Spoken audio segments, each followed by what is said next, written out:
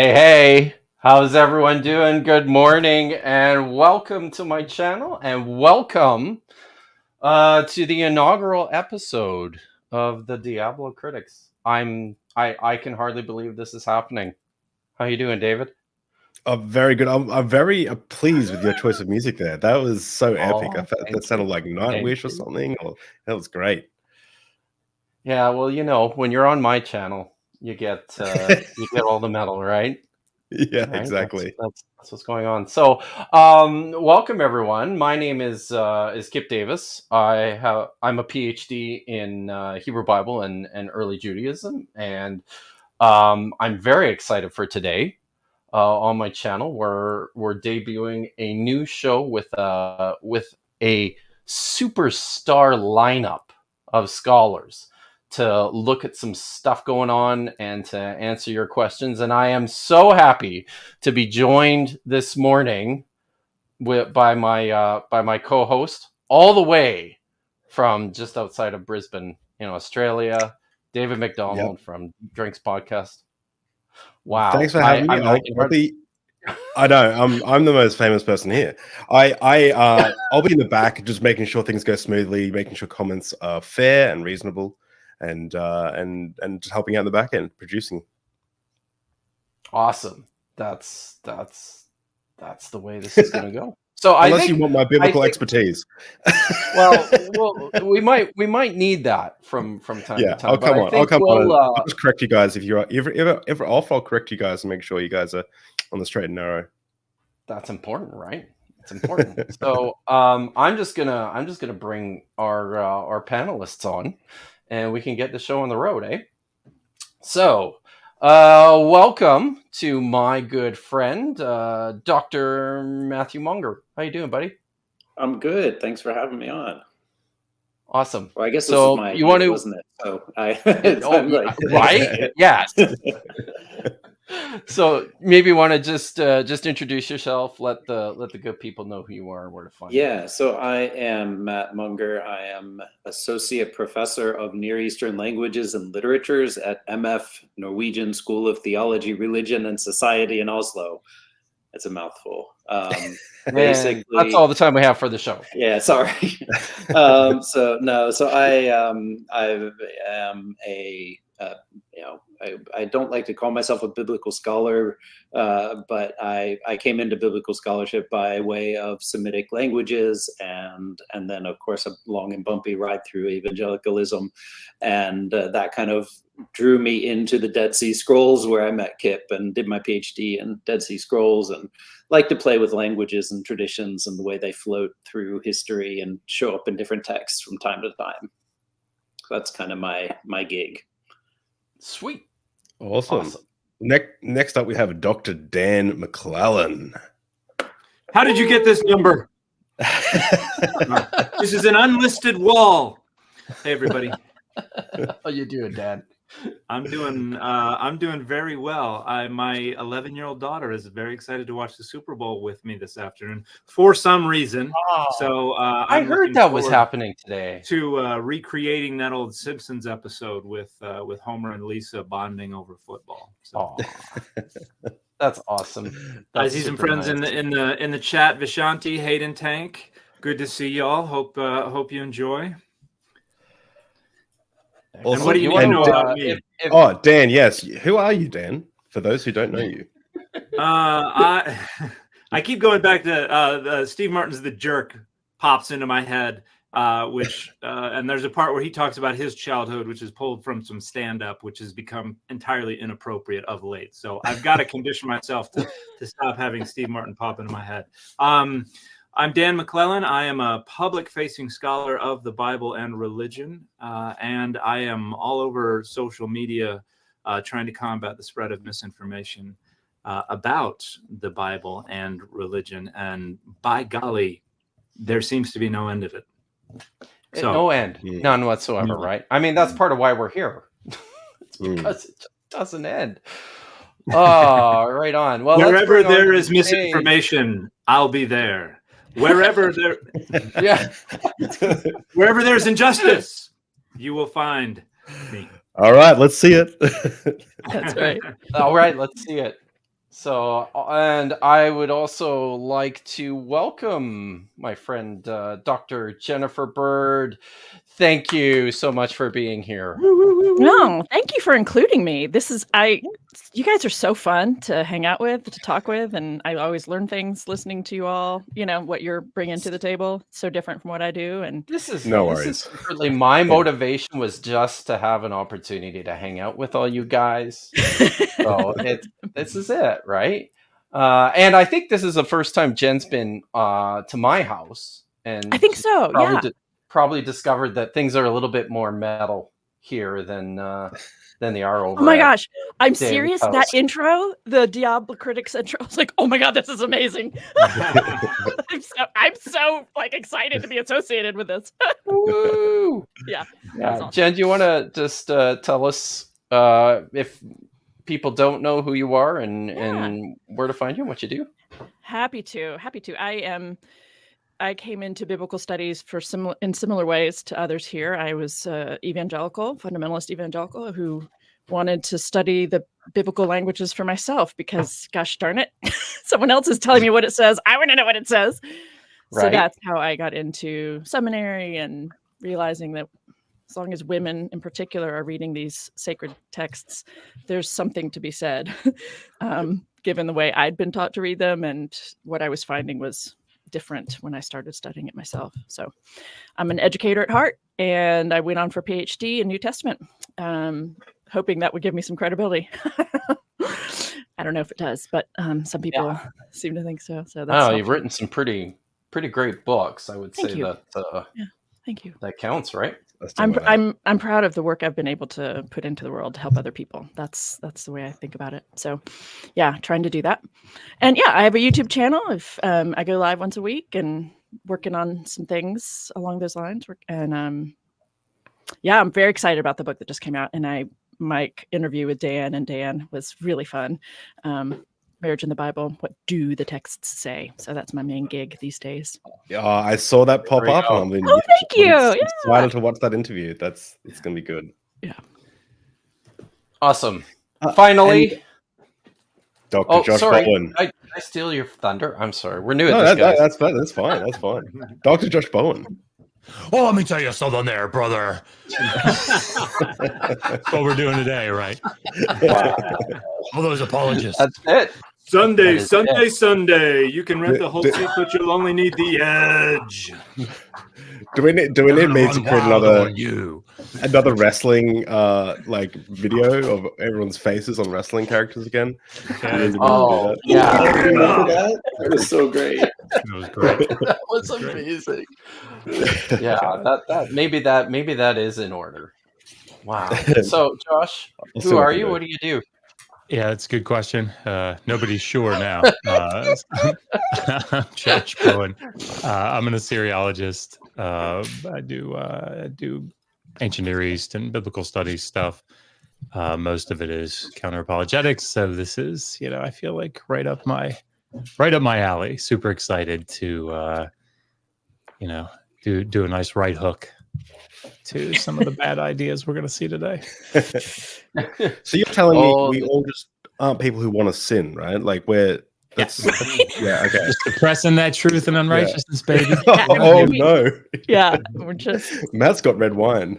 We all just communion, Matt. Terrible fathers, and that's it's like 8 o'clock at night here. Sorry, guys. That's why we're all here, the right? Prime time slot, Matt. That's right.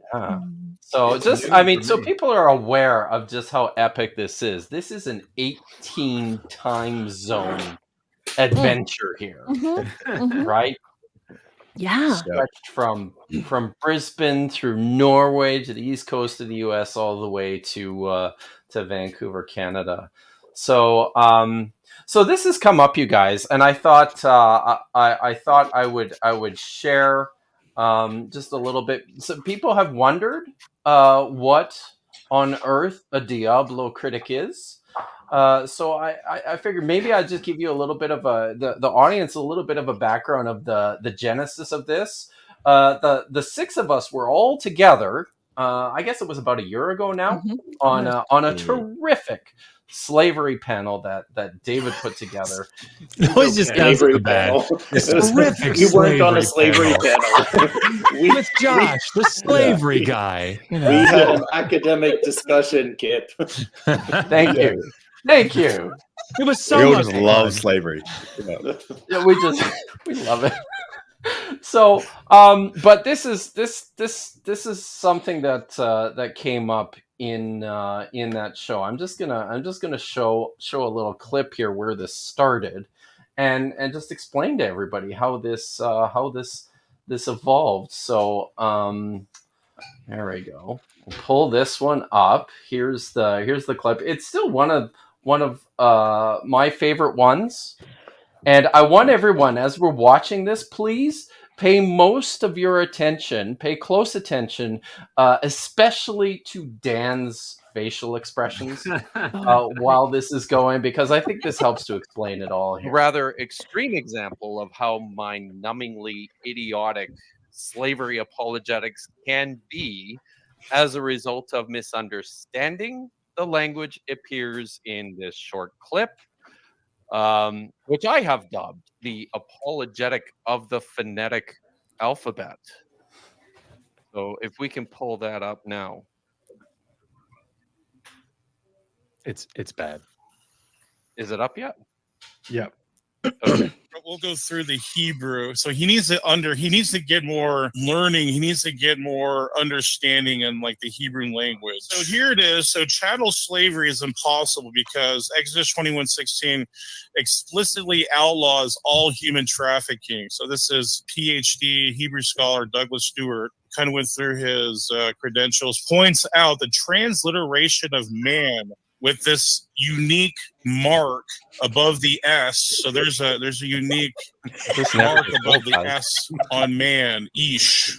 So is used in this verse and indicates all kidnapping without regard to class, gender, status, or age. So this verse should be translated, whoever steals a person, whether he sells him or is found in possession of him, must be put to death. It's called the diacritic. So this is like a diacritic right here with the S. You guys see that little blue mark here? So the special diacritic here, the special mark above of ish in the Hebrew, and I put a circle around it, and here it is right there, that little V. It indicates all people, regardless of class, gender, status, or age. So we just informed him. We just educated. Amazing. It's just, guys, it's amazing. It's just so amazing. that everybody knows and Yeah, that it's clear. Yeah. Praise has since I had a conversation with him last August, and he was thankful that we did that, and he's changed his mind on that. So yeah, it was good. It was actually his mind on what? On his position about slavery. About biblical slavery? No. Just the diacritic. About the diacritic. Okay. He's come around on the fact that the chevron in the transliteration into English actually has no semantic load that it is carrying. Are we going to clarify? clarify? That was the dumbest thing I had heard Does someone want to on clarify the internet to that time period. Yeah, so to clarify, most people can't read the Hebrew characters. They look at the word ish written out in Hebrew, aleph, yod, shin, and they're like, so in order to be able to read it, you have to transliterate. So I've got a little plate here. It says shalom in Hebrew characters, and right below it, it says shalom in Latin characters. That's a transliteration. The word means peace, but we can write shalom in Latin. That is a transliteration. So they do the same for ish, but in order to save space, you don't write sh. We have this special chevron mark that goes above the s to indicate this is pronounced sh, not just s. So that was just a transliteration convention, and somebody thought, because of somebody else's argument, that ish refers to all people, and it doesn't in the covenant code. It specifically refers to adult male citizens. And so they were like, oh, the chevron in this transliteration, that means it's referring to, that changes things. And that means it refers to all people. And then you cut the clip off right when it says, we've educated them. We have that's built right, them in. And like that part, I was That is just and you know, Kip, if I could, like this, in all seriousness, like this is why I think what we're doing here is so important. Kip, this will be not unlike our excellent videos that we've done in the past. But you know, it's very difficult, even for people in the field, to read through technical articles and monographs and actually understand the arguments, right? It takes time. It takes sometimes reading it more than once or twice.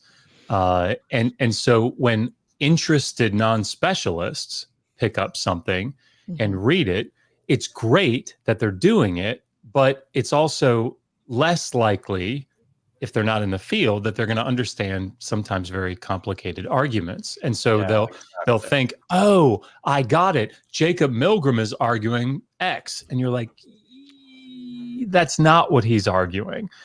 So it's good that people do that sort of thing. That's I feel like that's why we're here, to try to be like the bumpers, right? That maybe they can bump up against with their arguments. If they're not going to come to us with them, maybe we come in and act as the bumper to kind of push them back in and say, that's not really what it says. Exactly. So it's good.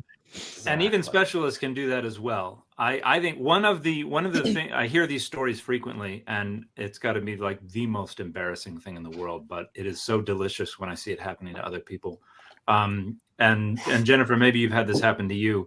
Frequently, men in conferences will listen to a woman give a paper and then be like, well, you should read so-and-so on this because they will correct you. And then that is the person giving the paper, but they just didn't know that was a woman, or they didn't know that was the person who wrote that paper. And they were like, you very clearly did not understand. But I've had some friends where that has happened to them, where somebody in a comment section has been like, you should really read so-and-so. And they're like, I am so-and-so. Well, listen, I won't share the story because I don't have time, but I was at a conference once where one of the presenters, one of the keynote presenters, who was a woman, was being introduced by another scholar, and he was convinced she was a man. And even after it was clear she was not a man, he just plowed right in, just blazed on through, went ahead. Yeah. And Matt was there for that conference. He remembers this. It was some kind of moment, you guys. So yeah. So I that's kind of where it started, but you know, it evolved from there. We have a group chat that we've been playing around in for like a year now. But I should probably have asked before snapping these together. But I grabbed some screen caps of the conversation that that proceeded from that. Pretty great, guys. So here, you know, we were because we're super nerds, right? It was so hilarious. We were just killing ourselves about how silly all of this was, this diacritic nonsense. And Matt threw out this word. He said Diablocritic. Oh, that's what we should call ourselves. And seriously, it felt destined to be. And before you know it, he had put together this amazing logo. I love the logo so much, especially the font. And it didn't stop there though. He thought maybe we need T-shirts. And you can put your names on the backs of them. It took on a life of its own. So honestly, I think the creative credit here for this definitely belongs to Matt. So I mean, wow. Thanks, Matt. And who knew you were such a talented? I know. I love that. You were such a talented artist too. I like the logo. Really impressed by it. It was AI generated, guys. The one time I actually like that. Okay. Oh my God! Of course. That's so good. So here we are, all together again. The Diablocritics. And for today, here's what we're gonna do. David, do you maybe just want to run through the format for the show and Yeah. what's gonna transpire over the next couple hours? Sure. So I'll be chilling in the back, but this is a monthly review of Badly Apologetics plus a bit of a Q&A at the end. So make sure you leave your questions if you have any specific questions. Super chats will be prioritized, obviously, because we've got 134 people watching at the moment. So it's hard to get to everyone. So make sure if you really have a question, make sure to super chat it, and I'll try to also go through the comments.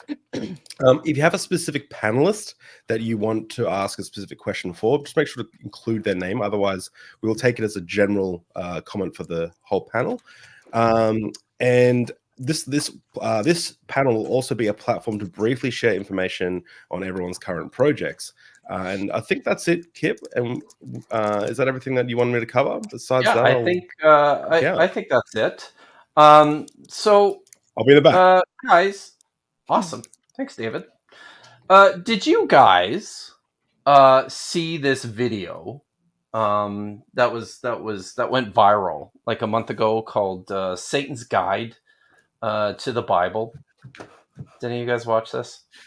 Yes, because you sent it to all of us. All the way through. I was in the gym when when I got this thing about Satan guys to the Bible. So excited! What is this going to be about? But yeah, I watched. I'm really excited about it, and was like, "Hey, that's SBL, man. That's my people. Yeah, right. That's my home." And yeah, it's a wonderful video. Mm-hmm. So the one thing I neglected to do for today was to pull up the trailer because I was going to show the trailer. But if you guys haven't seen it, you should check it out. The Satan's Guide to the Bible it's a free documentary. Basically, it's 90 minutes, and it's a pretty solid and entertaining review of a little bit of biblical scholarship, like critical biblical scholarship. So somebody else though has seen Satan's Guide to the Bible, and that's Could Mike it be Satan? No. Oh, my wing. Oh, that's what we're getting. Okay. Oh, Yeah, and we I might thought I wanna was here to just do make something it else. clear, like none of us are the actual Satan, and we're also not the Satan of the Satan's Guide to the Bible. Like, because there might We're be not. people out there that don't know that, so we'll just Fair enough. make it very clear. None of us are behind the Satan's Guide to the Bible. Yeah. We are not. There is a genius out there that has done this on their own. So Satan has actually been in touch with me about, and I think you too, Dan, about the video. He's actually pretty excited that we're doing this today. He couldn't be here. He is traveling, or as the text says, he was wandering to and fro on the earth. Yeah. On the face of the earth. Right? As He's he like, does. Fast and slow. You know, you know who also saw Satan's Guide to the Bible was Mike Winger, and this is what he thought of it. Propagandistic propaganda. You can't do much with a video like this. Propaganda here. Propaganda. But skeptical, propaganda, a propaganda piece. It's a propaganda piece. It's Thank you for that. it's a propaganda piece, guys. I think So, it's propaganda. which I just like when I think it was you actually, Jen, when you were watching it, drew attention to how many times he says this. Yeah. Like, Well, and because I was watching it a little bit sped up, just to, and when you're, when you're going through it faster and he's saying it so many times, it was like, oh my God, I'm getting the face with this, like, wow. Yeah. So I appreciate it's you. pretty nuts. I actually, so I went through when I clipped it, I counted. It's 18 in the 18 whole times in his little 35-minute segment where he reviews Saint's Guide to the Bible. He makes sure his audience knows exactly what this is about. Propaganda. So every 120 which seconds, he's bringing up propaganda. He probably says that more than any other word. Well, I think easily. he genuinely seems surprised every time. So it's really, I mean, he's a good. He's like, you just noticed it. It's propaganda. It's propaganda. What's the word? What's the word? Propaganda. Right. So I think genuinely he discovered something there. So it's Maybe, you gotta give him credit. Yeah. And maybe part of the reason this was such a new discovery to him is because I don't think I've looked at his bio, and I've seen that Mike has done. It says he's got he did a degree in ministry training from like a Calvary Chapel ministry college. But maybe part of the problem is that is that Mike. Don't bring me into this. I'm sorry, man. I'm sorry. But maybe the problem is that Mike didn't actually go to seminary. I don't know. I'm a fan of facial expressions. Have you guys been to seminary? Yes. MDiv. Yeah. THM. Dan didn't go to seminary. Josh went to got- seminary. And I by don't the know way, what a to master's call- I don't know what to call universities. what I did. 3 But years. it's, It's a 3-year program, by the way. Just saying. And You're- MDiv? You're Yeah. your MDiv? Yeah. Mine was Most biblical Oh. Hebrew and Greek, and for my Wow. seminary degree. Yeah. I was a TA of That Hebrew even. Yeah. Oh, nice. I love Hebrew. Even though I did New Testament studies, I love Hebrew. I did spend time the collegium in the seminary at Trinity Western. Oh, I right. used to cross the creek and go to hang out in the collegium.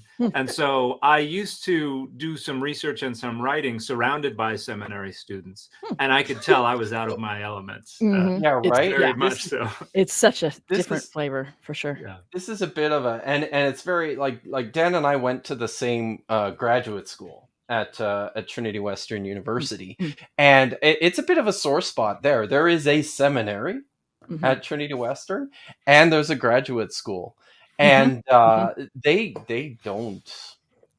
No, they don't mix. No, they don't. I went to Princeton Theological Seminary, and it's right across. There's like a street that divides the university from the seminary, and it's a very wide street. But even metaphorically. but even PTS has more bona fides than like many of the seminaries that were around. Right. I agree, and yet it's still quite relatively conservative, and they're trying. They just hired the first African American president. That's big news. But Kip, you're saying that because Mike didn't get a seminary degree, his critiques are better? Is that what you're trying to? That's what you're trying to get across? Yeah, I'm sure that's it, right? Okay. I know. I think maybe as well. I found out from many on his audience that that's certainly their impression. That is absolutely the case, right? Because he's more faith-based. And I mean, I resonated with all of his concerns, like in terms of, oh yeah, I remember having all of those concerns, right? I mean, that's, I don't think you need to go to seminary to not have those concerns anymore. But that was, right, that's absolutely, we've been, I mean, even I had people taking me to dinner before I went to Princeton Seminary, right? Because they're afraid I was going to think my way out of my faith, right. Like, we do not trust you anymore because you're going to have this information that we're afraid is going to blow up our faith, and we can't I think you're great now, but I can't trust you to handle that information and to come out being faithful. Like, that's how many people in this room had someone give them that talk, like, be careful of your education? Like, I actually didn't, but but yeah, it's such a common trope in evangelicalism that if you go study something, it's gonna rock your faith, and you're gonna end up like us. So they're not wrong. There's a wonderful book by Kenton Sparks called God's Word and Human Words, where the subtitle is an evangelical appropriation of critical biblical scholarship. And one of the things that Sparks talks about is how evangelicals approach higher. There you go. How they approach higher education, and talks about how some people are scared of it, but they need that legitimacy to be able to perform this kind of scholarship for the crowds that just need to be convinced that there is plausibility to their position.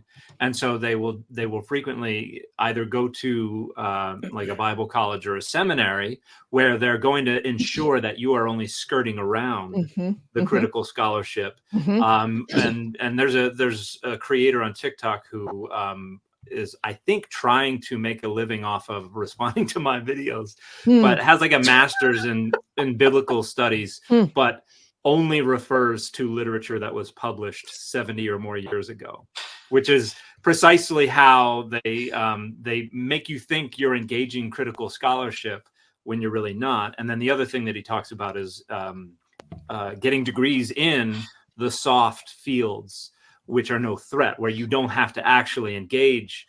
And Josh, I don't know if we've talked about this before. Did you get into Assyriology in kind of the same vein of I'm going to kind of skirt around this a little bit? And I already know the Hebrew Bible. Like, I already know Hebrew. Why did I get a PhD in it? I already know it. Look how well I can read this stuff.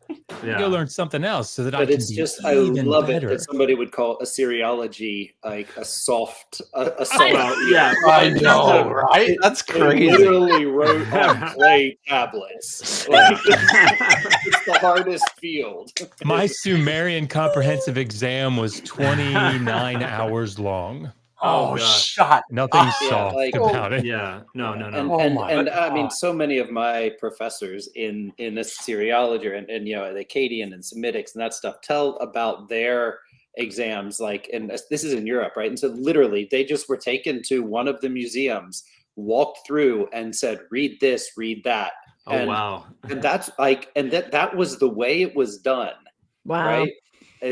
I definitely took the soft road through that as well.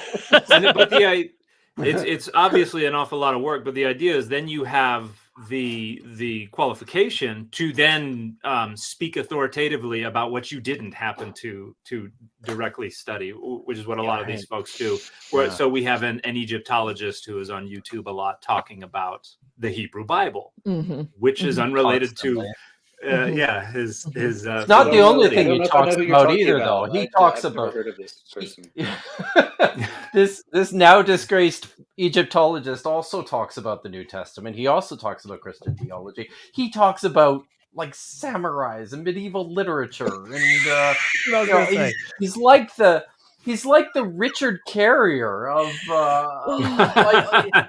he doesn't understand where his lane is or what he should stick to. But I got this on the other side, guys. In my first day at the University of Manchester in my PhD program, my very first meeting with my supervisor, the amazing Professor George J. Brooke, he sat me down and he said to me, "Look, this is a university. This is a serious place where we do serious work on ancient texts. So if you're interested in going and finding Noah's Ark or figuring out how long ago it was that Adam and Eve were created, you're in the wrong place." So it was on the other side for me, but it felt like I felt like this is a conversation he had before. So maybe with all that in view, maybe we should just jump into the plan is to kind of get into this video here. Mike kind of he has four. I would say he's kind of got four main points through this video that he wants to tackle in terms of responding to things brought up by Satan in Satan's Guide to the Bible. So I'm just going to bring the video up. You guys, Kip, can I just wherever throw you in feel. one thing before we start? Totally.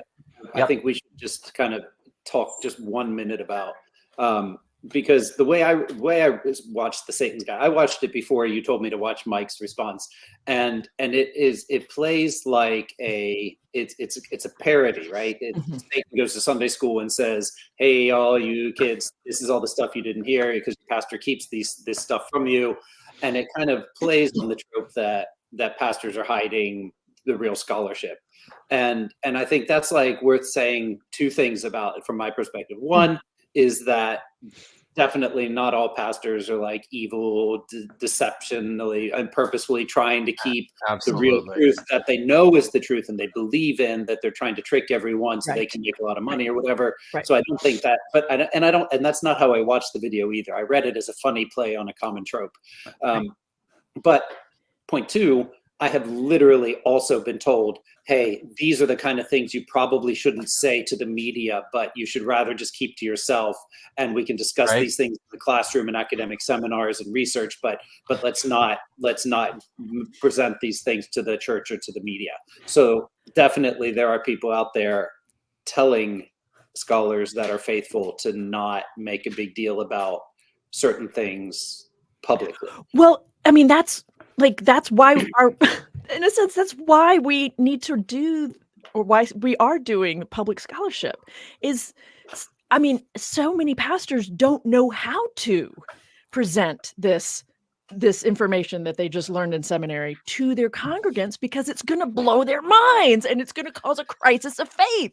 And that whole framework is what I think we're trying to kind of address in small bits and pieces, right? Is it doesn't need to be a crisis of faith if people are being taught, right, from the beginning, more informed ways of understanding these things. So like, I have all kinds of pastor friends who are like, help me figure out how to teach this to my congregant, So it's hard. Yeah. Yeah. No, thanks. That was very important that you brought that up, Matt. Thank you. Because I have this too on the other side. Like, some of my best friends are, one of my best friends that I'm, going to hang out with for a week and lose all my teeth when I go mountain biking with him this summer is a pastor of a Baptist church. And these are the sorts of conversations that we have on a regular basis. And as much as he is serious about getting the scholarship right, and as much as he knows this stuff, he also is sensitive to, he's got a congregation that he's got to look after too, right? So he is I often times feel like he's got a better pulse on where they're at than I do. And there's ways of approaching this that I think are that I think are useful and important and sensitive. I think the video, the film itself, Satan's Guide to the Bible, it's clearly geared at a particular audience. I mean, this is obviously made for like evangelicals, without a doubt. All the scholars that they talk to within this video are, as he calls them, pious Protestants. These are scholars who teach at Protestant seminaries, and also, I think, identify as Protestants themselves. So, I mean, there's no interaction with Jewish scholars in the video, which, I think for the audience is maybe it's for the audience. I think it's appropriate, but maybe also a criticism too. Just so everyone is aware that biblical scholarship is it's a pretty fast field. It's populated by all sorts of different people. This is kind of one angle of it. Well, and also Bart Ehrman is in it, and he does not associate with a faith tradition anymore. Right. Okay. Same with Hector Avalos. But I think like John Collins is at least he used to be Catholic. I'm not sure if he still is.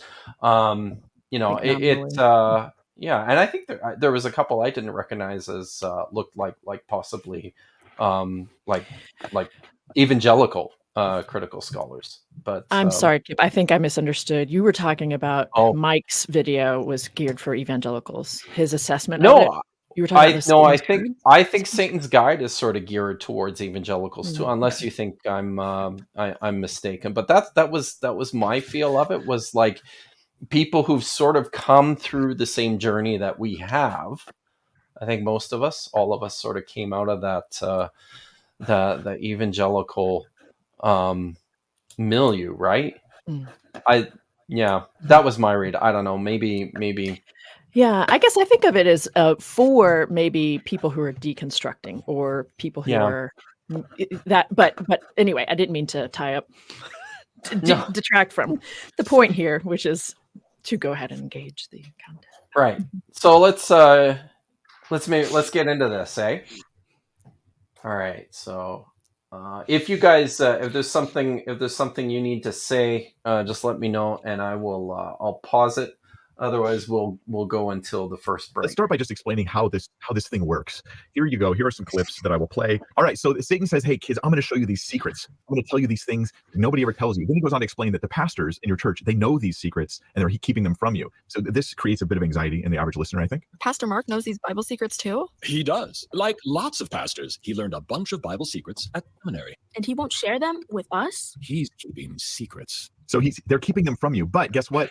Don't worry. Scholars, these objective, really smart people who are only ever interested in truth, unlike every other human being who has a bunch of mixed motives in everything they do, they're going to tell you the real truth. So here's what he says about that. They'll tell us what Pastor Mark learned in seminary? They will. The biblical scholars will tell you the Bible secrets. The scholars then form the basis of the video. So in the video, Satan makes a claim. Then he has like a little Jesus cartoon character who will make a claim. And then like a scholar, or the kids will, and then the scholar will show up and play a video of a scholar where they refute that claim. And they basically show that the Bible is bunk. And it's bad. It's bad history. It's bad. Its authorship isn't legitimate in places. It's got moral issues. And then Jesus was errant. Jesus himself was seriously and severely flawed and falsely predicted the end times. Surprisingly, none of this is new to me. That's true there, that this is known stuff. This is not new. But this is very much a storytelling type of thing that's happening. In the video, they're going to tell you that it's pious Protestants who are believers, who know about these things, and they refuse to tell them to the congregants. And that is the term they use, pious Protestants. Except their scholars they're using are not pious Protestants. They're using like Hector Avalos and Bart Ehrman, who are basically atheists and agnostics, and others who would not be considered Christians by Christianity, by Orthodox Christian values about believing in the death and resurrection of Christ, about believing basically in God. Right. There's your big right. Let's just scream out the no true Scotsman. Right? Yeah. I mean, these Christians, but they're not real Christians because they're not fundamentalists like I am, right? Okay. And also totally false. Like, what's the? So people all frequently ask me about the best introductory book to critical scholarship of the Bible, and I say John Barton, A History of the Bible. This is phenomenal. John Barton is not only one of the most influential Bible scholars at Oxford, also an Anglican priest.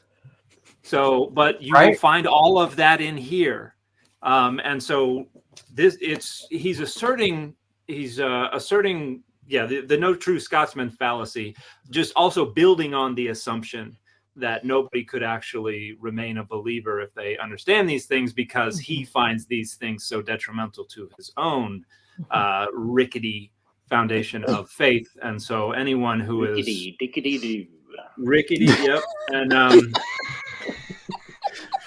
yeah, like we had Stephen Cook come on, right, to talk about Isaiah, to talk a little bit about Ezekiel, and then to talk about the dating of the book of Daniel on the channel years ago. And he's up at VTS and Anglican, and like he was very clear that this has like no detrimental effect to his faith. Right. But I mean, like, I cannot tell you how many people responded to that. He's not a real Christian, right? Christianity wouldn't consider him. Yeah, those Anglicans, like, such a fringe group. Like 10 of them, I think. I mean, seriously, it would blow some of these people's minds to actually go to an SBL meeting and see. And he shows, like, in Satan's Guide, he shows lots of footage of like the Dominicans, running around and signing book deals with Brill, right, in their full robes and everything. It's wild, but it just I don't know. And It's as golfers, Dan and I also object to using the image of fringe as being a bad thing, because if you get to the fringe, it's a golf metaphor, right? The fringe is just outside it's just outside the green, right? It's this little short area, and it's also known as the collar. Also known as the collar. If you're on the fringe, like, you're happy.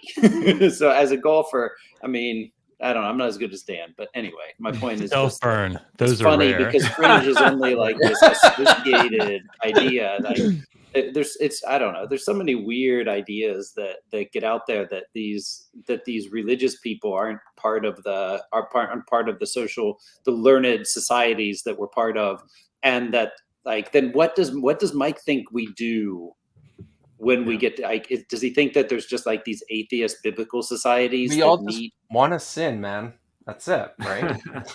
Well, and I think it shows.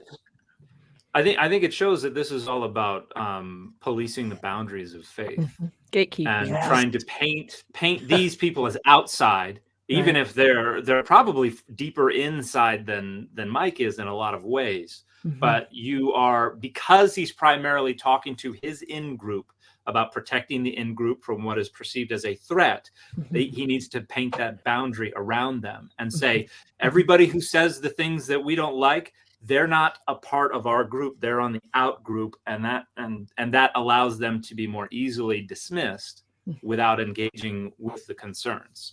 And I think they would do well to attend SBL at some point, because they're going to find a bunch of fundamentalist Christians as well. That's right. But they're also going to find people who are just as faithful, just as committed, who are perfectly fine with the critical scholarship. And that's not even considering the Jewish scholars. Like, this is just the Christians. You go talk to Jewish scholars, and that's a whole other that's dimension. a whole other thing. Yeah. No, it's true. Shall we move on here? Yes. All right.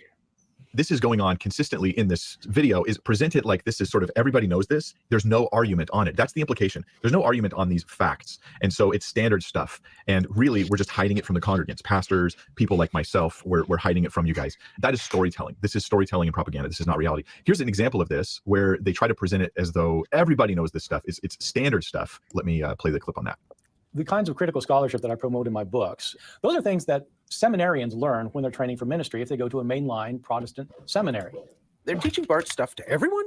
Anyone who has gone at least through, I would say, a master's level would be well aware of every argument that Bart Ehrman had. Sorry, guys. I just have to stop it here because, my God, look at James White. Was he ever that young? What's that doctor in front of his name? Yeah, I was going to say, they did him the honor of calling him doctor. Shouldn't it be Doctor question mark? Right? Dr. Asterisk. Oh, that was charitable. Quotes around doctor. He's the one person you can do that for, right? Doctor. Okay. Now, if this was like, we were talking a little bit about this backstage. Like, this film has been in the works for a long time. Like, the clips from SBL or from the Baltimore meeting, which was 2013. I have to think, when at this time, was James White even finished his fake doctorate?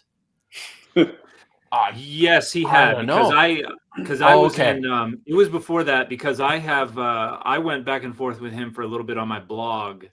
And the most recent one of those posts was, I think, 2011. And he was already claiming that title. And there were already blog posts about how his doctorate was basically from a correspondence diploma mill that just wanted the money and then would christen you a doctor. I mean, it might be one step above the Patriot University where Kent Hovind got his. Yeah, I mean, it probably doesn't open. Hi, my name is Dr. James White, and I'm an evangelical apologist. It probably doesn't open like that. Only Kent can do something like that. Right. As ever presented, it's standard stuff. This is standard stuff that people are taught in all the mainline Christian theological There you go, seminaries Jen. across the country and in Europe. It's beautiful And campus. yet most pastors who've gone through that training don't tell their congregations what it is that they've learned. Now, what's interesting is if you actually got, say, James White, who they quote as their source for its standard stuff in seminary, then he would have then told you, and so are the arguments against it. You see, these arguments aren't standard stuff that is uncontroversial amongst all scholars, right? Some of it is fairly uncontroversial. Some of it's very controversial. It's all presented with a single tone in this video, Satan's Guide to the Bible. The arguments against these things should also be standard stuff. If you're doing a robust educational environment in your seminary, then you're going to say, yeah, here's an argument against the book of Daniel. Here's one for it. Here's the two sides of the coin. But Satan, his introduction to the Bible, his guide to the Bible, is not interested. The book of Does anyone Daniel. have arguments we need to discuss against the book of Daniel? So he has a whole section on the book of Daniel here, right? And he refers to his 45-minute video on it as well, right? Oh man, If you want to go watch that. So, Which, if anybody's I started interested, my three I think it's 3-part video series, which then laid the foundation for the chapter in my book on it, was specifically to respond to Mike's videos. Oh wow. On the book of Daniel. Oh wow. So and one of my family members, after I published the book, one of my family members read it and then sent me a link in an email and said, hey, this will answer all the questions that you have about the book of Daniel. And I opened it. It was Mike's video. nice. All right. It never ends. It never doesn't. ends. It doesn't. And I like in the next section, he's going to talk more directly about the book of Daniel. I think we can tackle that all there. But here I'll just finish this up quickly. In scholarship in a robust sense. He's interested in using the name and the label of scholarship to try to beat down Christian faith. That is a propagandistic and very biased. So this idea that he's just using scholarship to beat down the Christian faith, and the real Christians just wouldn't believe this. I have, when I first saw Winger's review, I had a couple of objections on this point, and one of those was how he complained that in the original video, in the original Satan's Guide to the Bible, he says they don't engage with, and they don't even talk to any evangelical scholars. Well, maybe a few, but actually one of my favorite parts of that Satan's Guide to the Bible video is that he took the time to not just go to SBL, but he actually took the time to go to the Evangelical Theological Society meeting. And Satan himself was kind enough to give me some clips from the original video for this show. So I thought I would just pull this up and show this just so everyone can see what's going on at ETS, which is really Evangelical Theological Society, is almost like a shadow conference of the Society of Biblical Literature for the scholars who are the fundamentalists who aren't quite brave enough to venture into the main meeting. Or it's like, this is where we can be safe and happy, and we'll go tolerate or whatever. Yeah, I mean, Right, I hear it more often described as where you can put in the stuff in your paper that you can't say in the SBL paper without getting laughed at or getting discussion. You talk like it would be more directed to their brethren. Yeah. Can I interrupt briefly? And Yeah, just share sure. something? I'm kind of briefly because the discussion we've had up to this point reminded me of a video that someone tagged me in, and the video says Pastor exposes the scandalous Dan McLennan. He misspelled my last name, but I was looking at this like, let's see what this person. But I just want to play a clip just to show you that we're not making this up when it comes to the universality of this kind of stuff. I thought this clip was hilarious, and well, not hilarious. I thought this was a fascinating clip that I giggled at thinking about it when we were talking about this. Is it okay, David? Oh, you want to? Yeah, sure. Yeah, just this will take less than a minute, but I just want to. Let's see. Are you able to? You have it, David?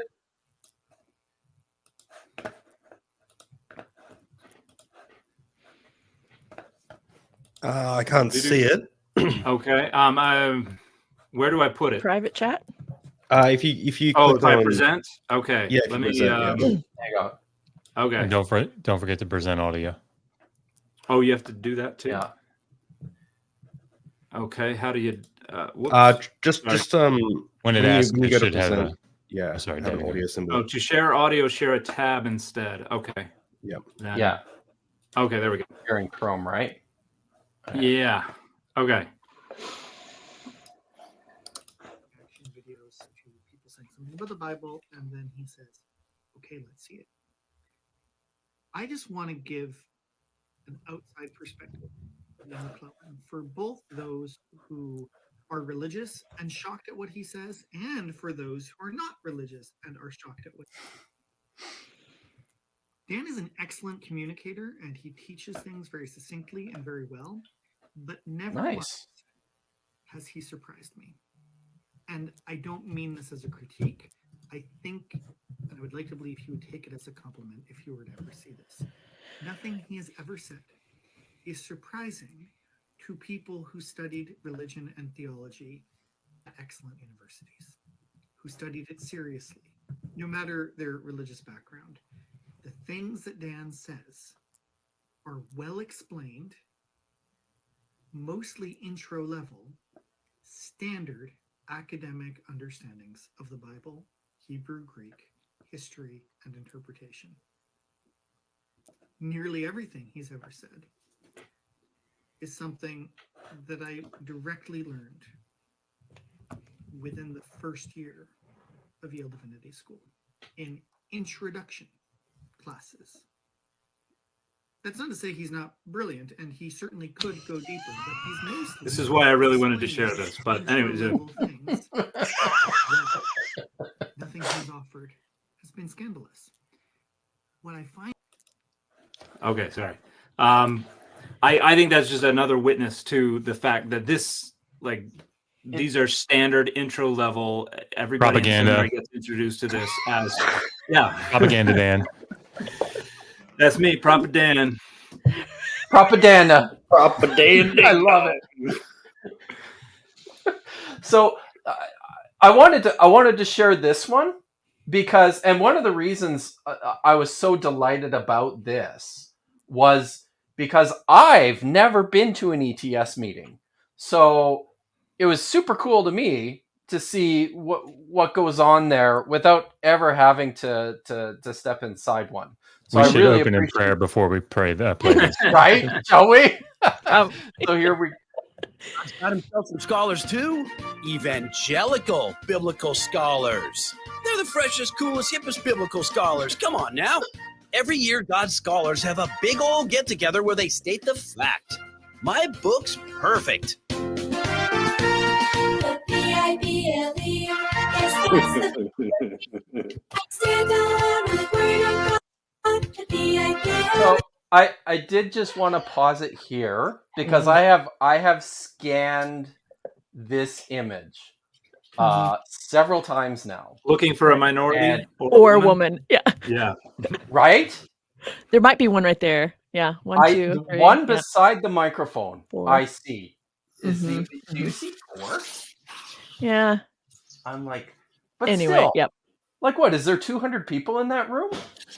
At least. And and like 4 women? Mhm. It's nuts. And all white. And Yep. no, But they're and serving all drinks, white. I think. So it doesn't really count. Okay. All They're not going to let them say Steve. anything. No, Right. Yeah. It's a great honor to join you in this forum. There cannot be many subjects that compete with this one for importance. And I suggest we bow together in prayer before our hour begins. Yes, that's the book for me. Oh God! I'm gonna. Oh. Sorry, what was that? I'm gonna have a heart attack. The inerrancy of Scripture. It's like a gut punch. It's blurry, but it's like Albert Mueller, Peter Enns, Yeah, that's Michael Bird. That's That 5 must- views on biblical inerrancy. That's Right. Basically a debate between the 5 of them. Okay. Yeah. Right. So wait. Peter Enns is a long It's time people ago. with no. This is different Different perspective. views. So this is not saying, Yeah. hey, It's a book. we all think Pete actually argues, no, this is Okay, not a. okay. This is Yeah. a more recent. Like there's a 5 views on the Exodus, and like Ron Hendel writes a view. Yeah. Yeah, Okay. exactly. Shocking. All right. Our first panelist, Dr. Al Mohler, will be presenting his position. Classical inerrancy is necessary for evangelical integrity.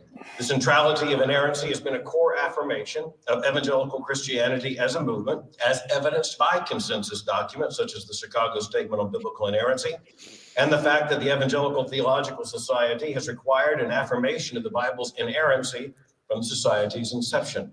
What a blessing! Can I The night you founded Yeah. Chicago State. which is just affirming their dogmatic stance from the very beginning.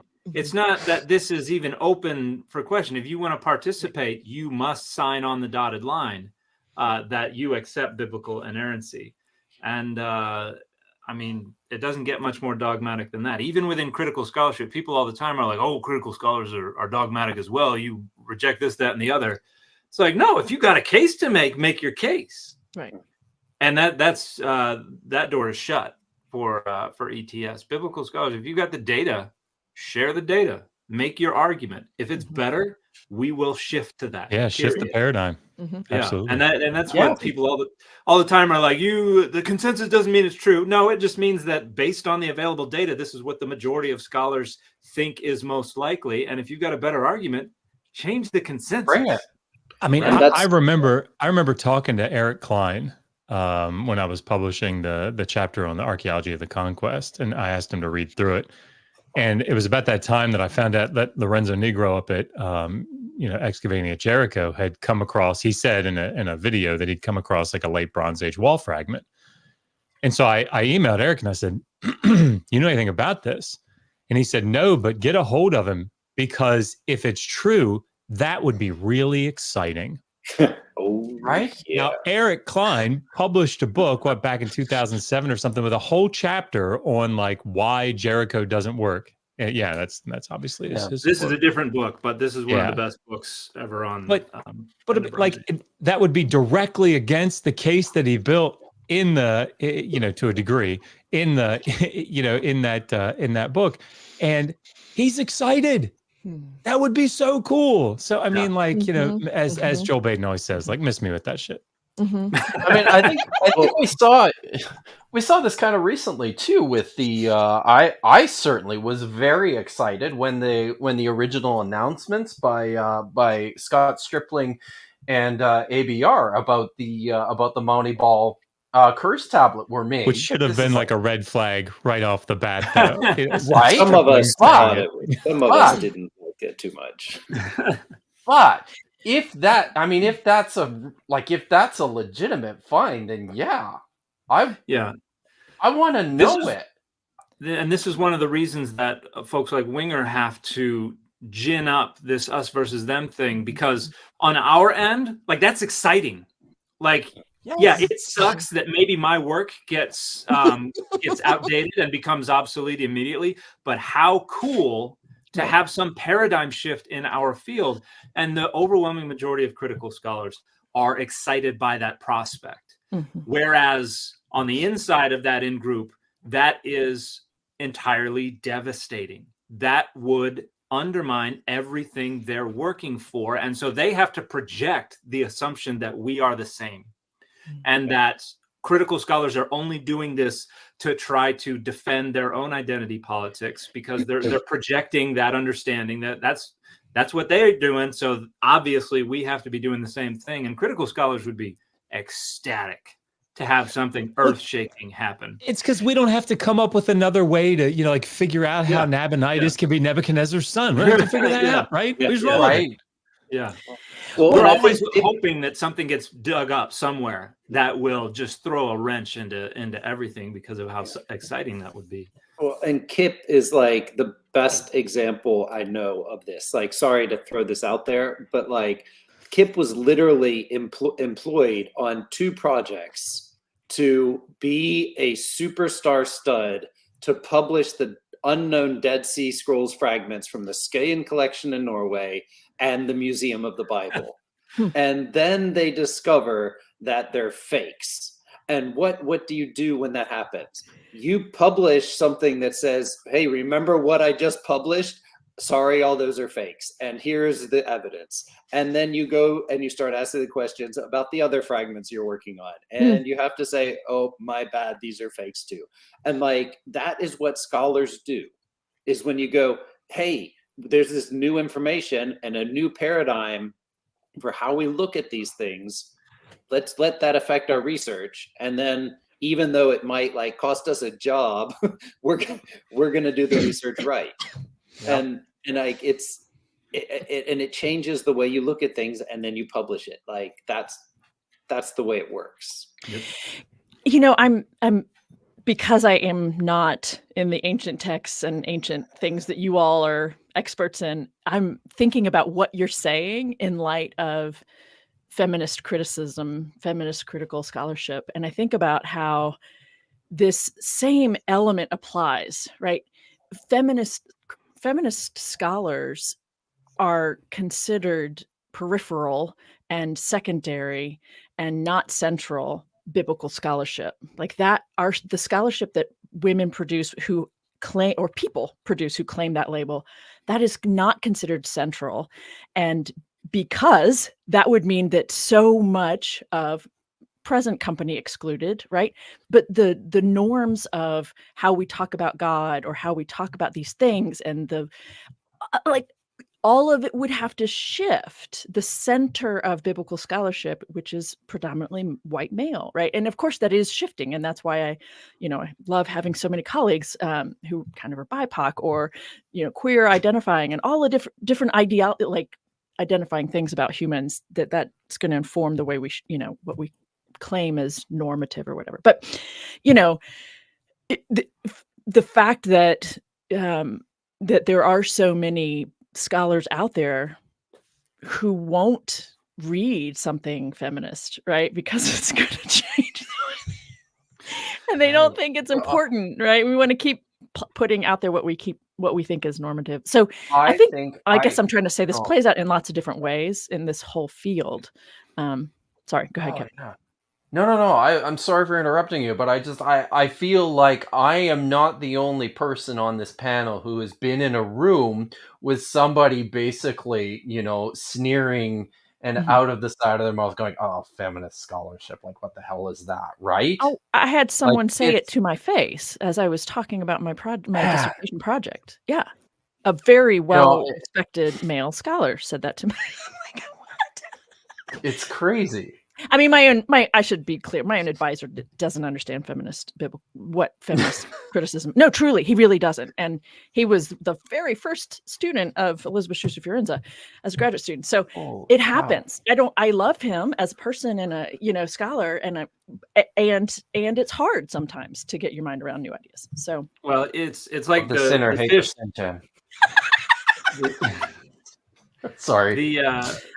The fish isn't aware that it's in the water, and if somebody starts talking about outside of water scholarship, they're going to think that's the abnormal stuff, right? When there is no objective, there is no neutral. Everybody's, but we try to make it neutral by saying this is normal, everything else is peripheral, extra. This is electives.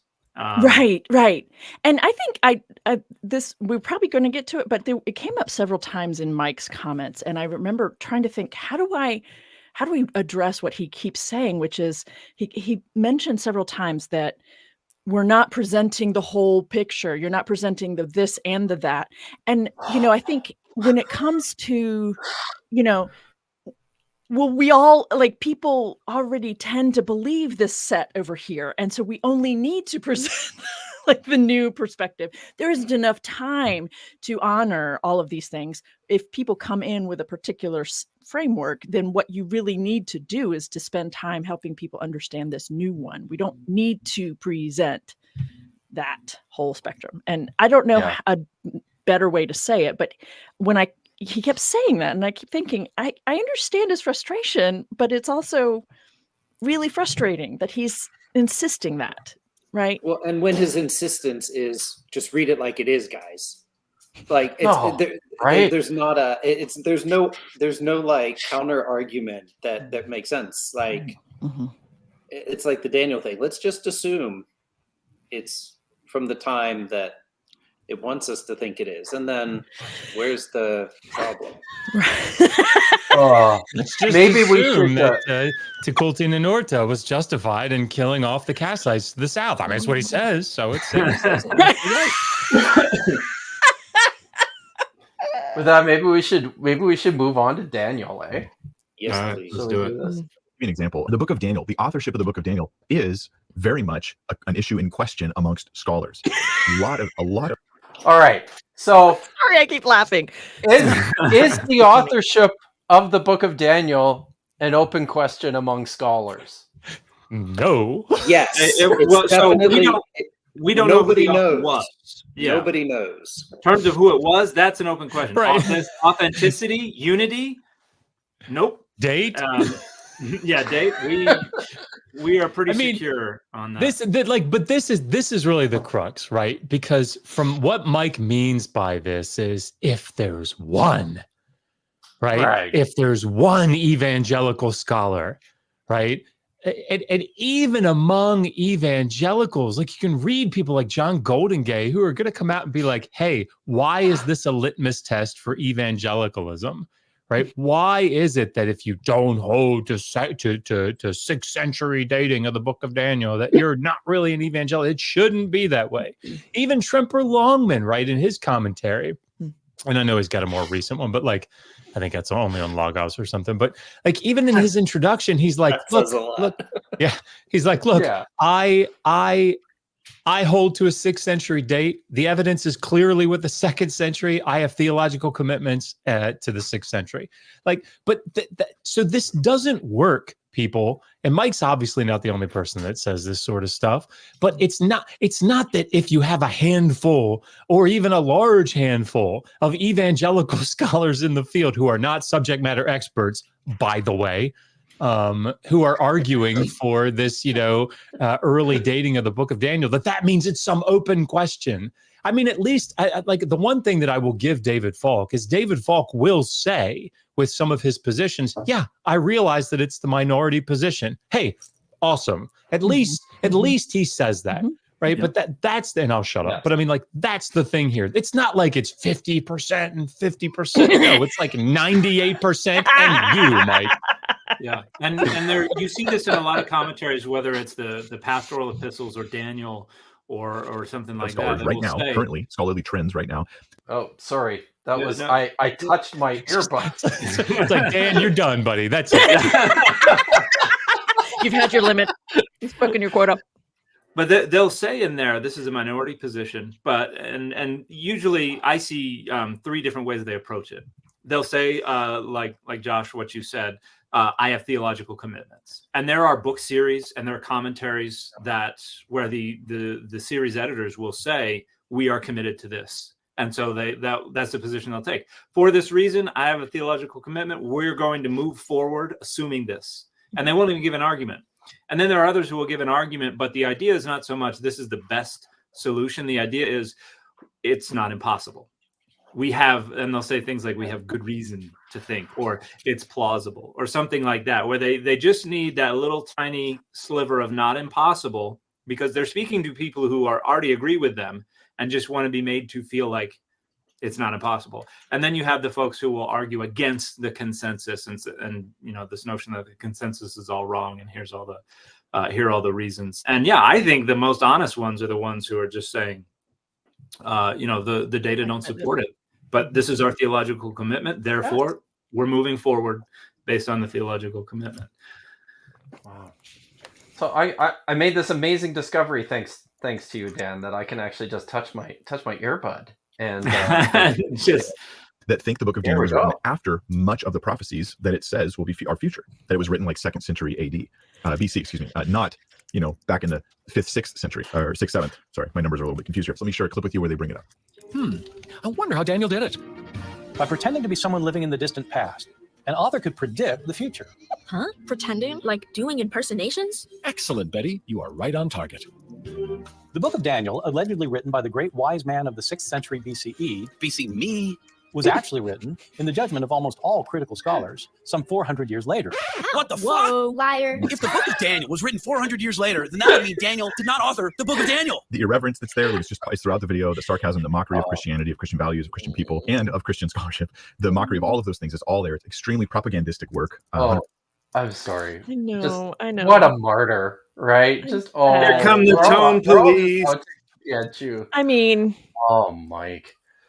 There's a reason why I try really hard not to drop the F-bomb when I go live.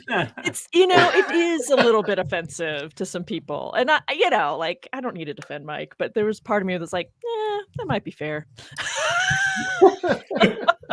And this is something that you see this a lot in this kind of rhetoric where they're playing the the more objective kind of controlled, dispassionate role in order to try to create that contrast to make them seem like they're out of control. But this is a very rhetorical video. I mean, let it operate on its own terms.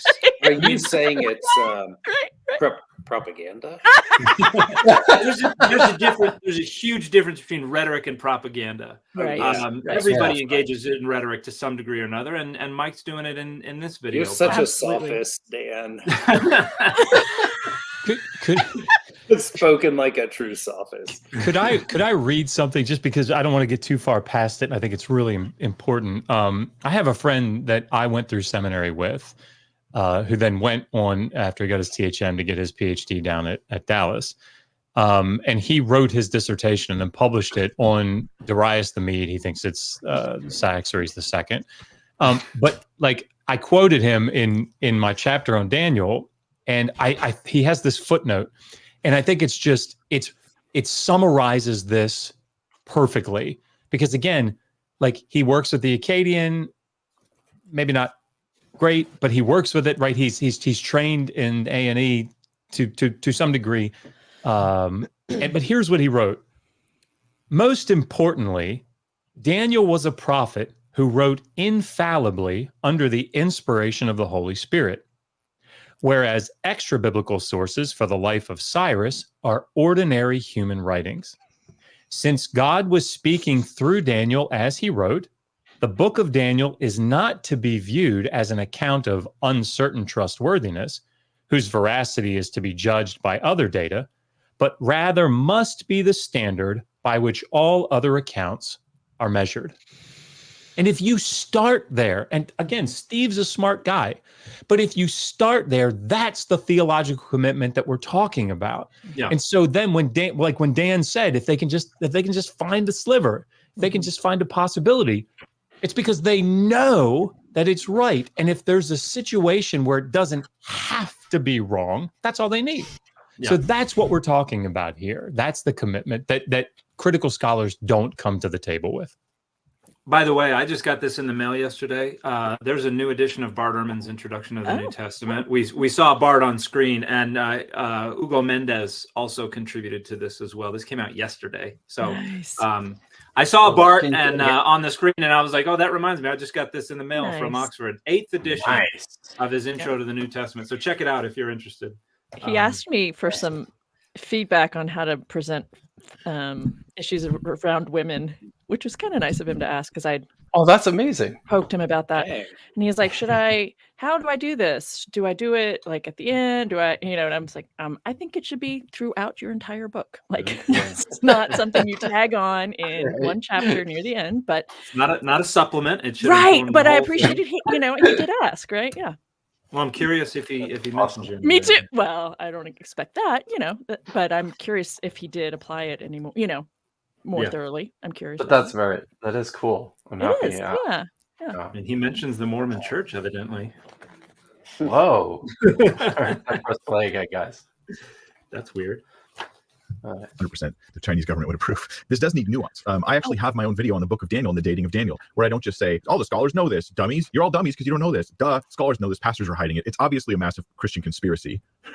Instead of that, we tackled in this video, where I have on the dating of Daniel, I go through specific reasons why scholars say they think the book of Daniel may have been written later, and reasons why we can think it may have been written earlier. And I think we have good reasons, good evidence to say it was written earlier. Oddly enough, even if you take the later date, you still have good prophecies reasons. of Jesus See? or the Messiah That's that you have exactly to reconcile with the fact.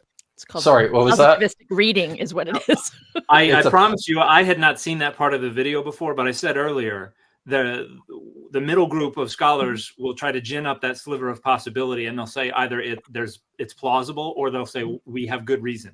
And so Mike just said exactly that, because they can't make the argument that it is the best argument. They can't make they can't say the data makes this most likely. They just have to say we have good reason, which is a way of saying it's probably not the case, but we want it to be the case. Right. Mm-hmm. So Mike just like Mike's got this whole other video, right, that he did several years ago, and he linked this particular video in the one that we're responding to now, and these are the reasons that he brings up that secular scholars present as why we don't accept a 6th century date of the book of Daniel. Prophecy is impossible. There's bad history. There are linguistic arguments. There's multiple authors. The theology is too advanced, and it appears in the wrong section in the later rabbinic organization of the Hebrew Bible text. That's it. Right. That's all I had. God, he knocked it all down.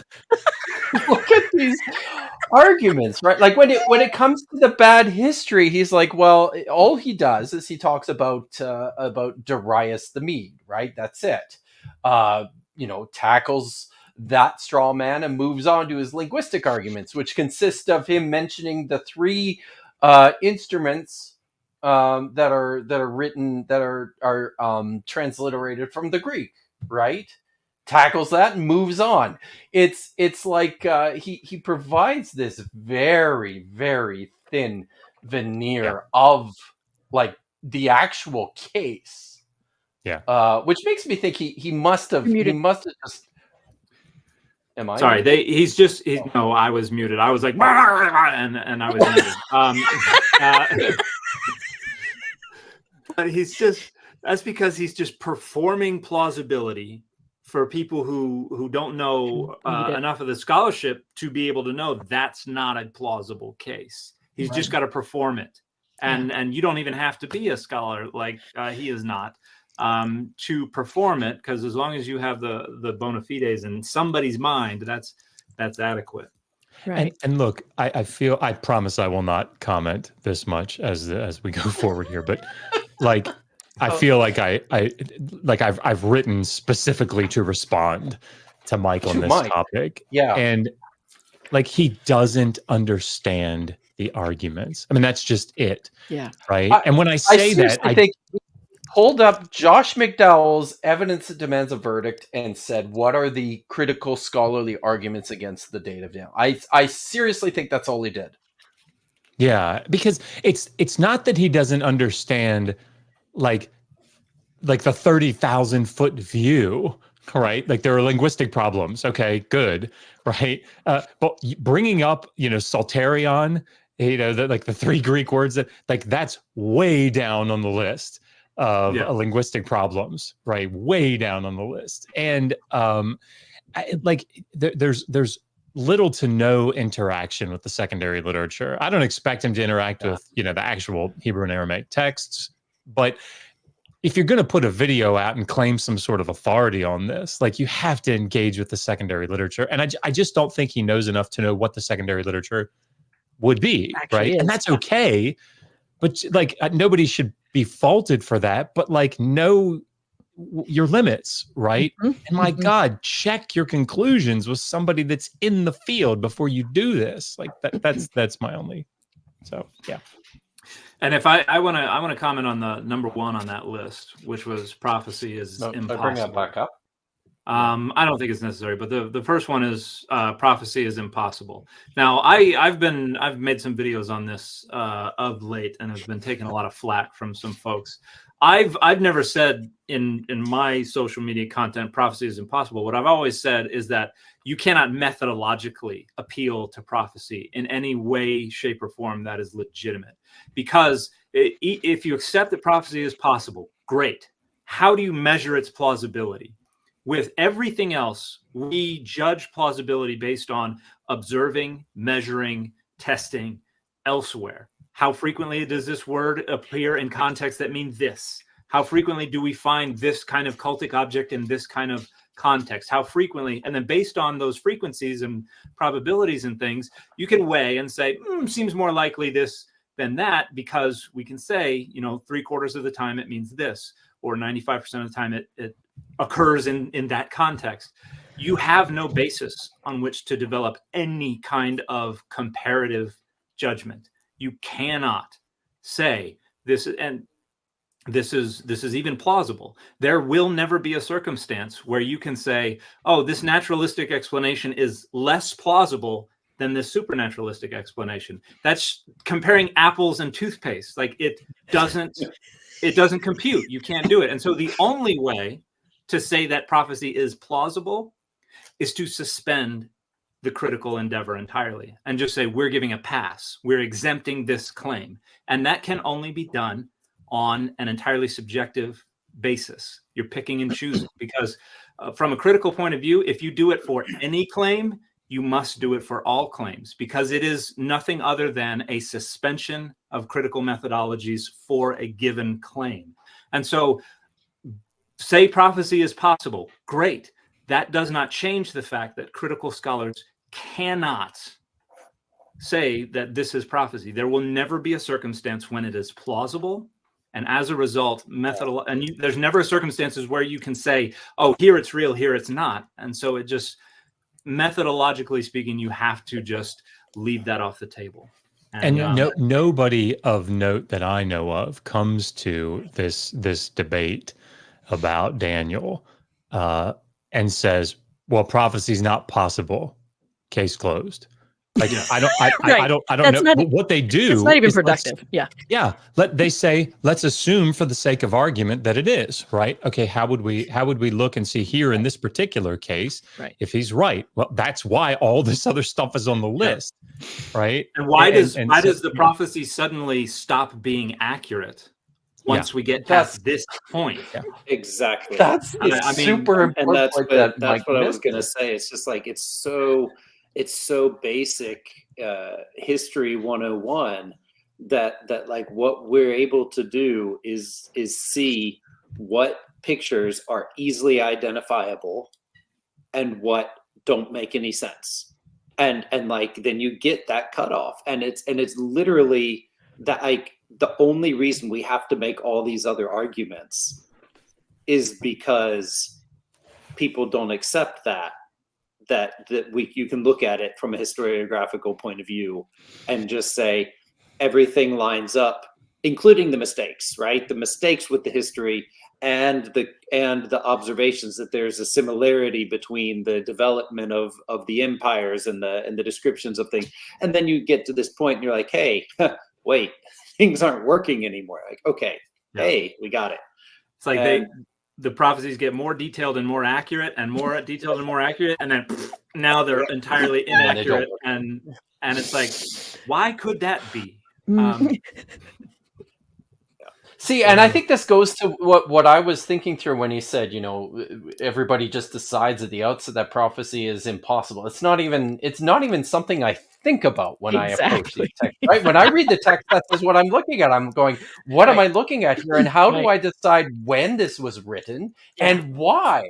Exactly. And that's where these ideas have kernelized. Right. And it's powerful for him, right, to be able to at the outset say these scholars are not even on our page, right? These scholars don't even believe that God could inspire in such a way, blah, blah, blah, right? I mean, it's a quick line, but it's pulling up a lot of content for people who do believe who do believe and read with the grain, read positivistically, believe all these things are true and historical and inerrant and accurate and all those things. I mean, it's a very powerful way to start his, right? I mean, and it ignores the history of scholarship as well. Right. Like, whether you're talking about the Pentateuch, Deuteronomy, Isaiah, Daniel, whatever, this all was an outgrowth of faithful scholars saying, I don't feel comfortable with this. This doesn't make any sense. What's going on here?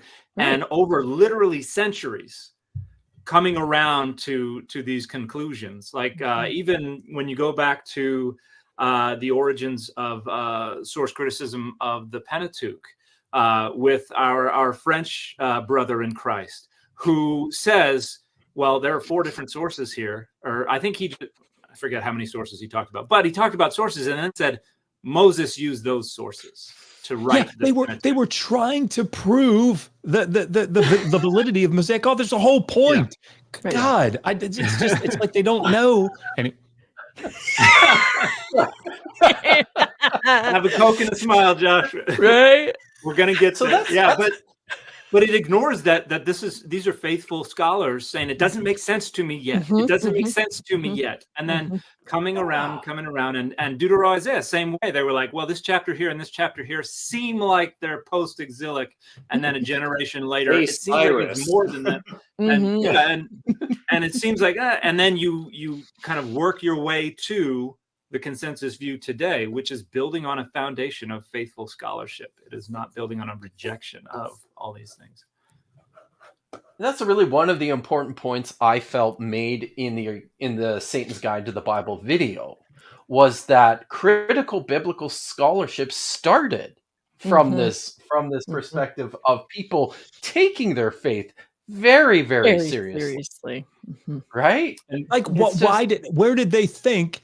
Like, why would they go dig at Jericho? Why would they go dig at Ai? Why would they go dig at Heshbon? It's because they're like, hey, the Bible says, let's go dig there. Right? That's the point. No, it's those horrible archaeologists. They're terrible, critical archaeologists. That, they're just out there trying as atheists to disprove the Bible. No, dummy. Albright was like, yeah, I mean, I think the Bible's historically reliable, generally speaking, right? So let's go dig there. And and he had a really hard time making sense of what he found. Yeah. That's like, I mean, if you know scholarship, like for Albright, this was a massive challenge to like how he would write and how he would keep contributing to scholarship, because he wasn't finding what he thought should be there.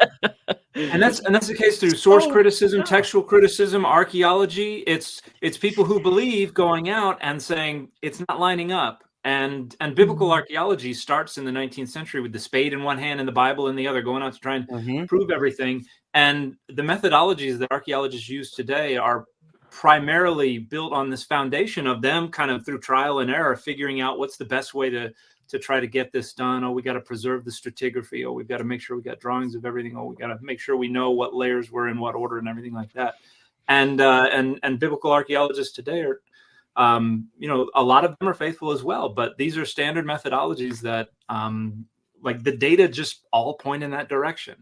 And so the argument against it is not saying we are the real followers of the data. It's just saying we have a commitment to a conclusion, and so we've got to find our way around the data to get to that. Yeah. Well, I'm gonna press play again, and let's see how far we go. Of his death and apparent resurrection in the first century, and how that coincides with a number of prophecies in the Old Testament that would still be confronting you. So a Christian would have a conundrum about, like, oh, how do I reconcile this, the dating of Daniel? But it would still have this sort of inspirational content about the Messiah coming, dying for us. Daniel chapter 9, some amazing stuff. It's more nuanced. And here's what Christians I'm aware of that do know about these things. They recognize often that it's more nuanced than that. It's not just, oh, everyone knows, every scholar in every institution totally is a Christian and totally believes the Bible. Like, they don't think this. But they also don't think everyone in the institutions knows the Bible's totally bunk and we're just hiding it from our congregants because we want our paychecks. That's ridiculous. This is obnoxious. There's lots of evangelical scholars out there who will defend things like the early dating of Daniel or the evidence of the Exodus, things like that. This video presents it to you. So it's a lie, a distortion of reality, to defeat your faith in Scripture. It's propaganda. That's the nature of Satan's guide to the Bible here.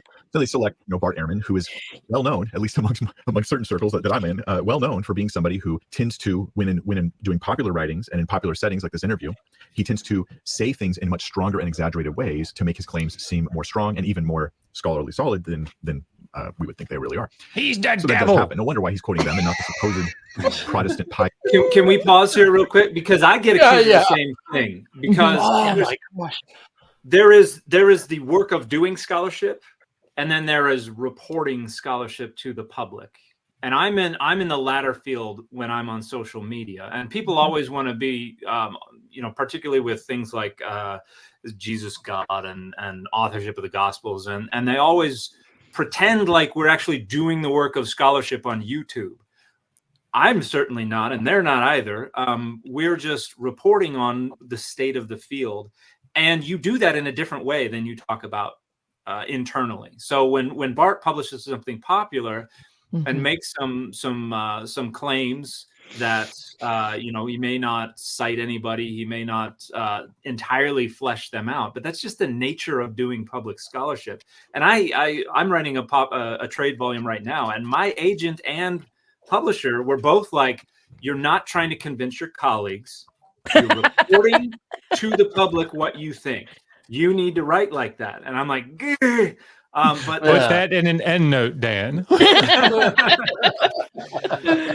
Because my intuition is to try to back everything up that I say, and they're like, that's not the genre. You're not trying to prove things. You're sharing your professional opinion. And but Mike doesn't understand. Dan, Mike doesn't understand. There's a distinction between those, right? That's my opinion. Right. Given what he's said, that's how it seems to me, that he doesn't understand that there's a difference between academic writing and what Bart is doing when he publishes something like Heaven and Hell, right? Yeah. Well, it really annoys me when like people... I mean, I don't know about you guys, but I have to throw out so much of what I write, because like in the end I would write so much more in my academic writing to make sure that I'm countering everything, making everything clear, and my colleagues and my editors and whoever are like, nope, you've already killed it. Like you've done it. Like you can't have 33 footnotes in this paragraph explaining everything. Like it's clear enough, and because my tendency would be to just make sure that every source is discussed in a certain way, right? You get in there and then you take that translation and you say, well, actually this translation needs a little bit of a modification, and this is so I think there's just such a lack of understanding what really goes into scholarship. That's right. And then to just dismiss whatever is communicated as as being just fluff or whatever, right? Like not he's thorough enough. accusing people like Bart Ehrman of doing. Like, And if Bart were to come out and speak, oh, sorry, I was just gonna say, if Bart were to come out, go ahead, Kip. No, I was just gonna say, like, Bart gets accused of this all the time, right? Yeah. Of his popular books being like supposedly unscholarly. And because they're popular. and is exactly right. Yeah. Like other scholars, other scholars demean public scholarship. I think that's so fascinating, right? One thing I was going to add is that and this goes to what's a consensus within the scholarship. There are a lot of things that scholars they want to be as precise as possible, which means we have to use $2 words an awful lot, because there's a lot of baggage that goes into the words that we use. And so we try to be very precise. We try to be very detailed, which contributes to incredibly long books. And you're not gonna move a lot of copies in Barnes and Noble on incredibly long books that use incredibly long words that not a lot of people know mean 11 different things at the same time. But even with academic writing, there are things that are well enough established that you can move past them. Yes. I would never have to explain that Daniel is middle 2nd century writing in an academic publication. I would just... Can you imagine Because Can you imagine having your introductory explain that? section be, is it written in the 6th century? Yeah. Like, because that has been established. And so and the only reason you would ever have to discuss that if you're writing for a publisher that is aimed at a Christian audience that is going to be committed to that. And that's a pretty good indication of where the consensus stands. What do you have to defend in an academic publication? If you don't even have to defend it anymore, and no review will say, well, they didn't defend that, because that you're just presupposing it, you can consider that to be, for the time being, established scholarship. And the Date of Daniel is one of those.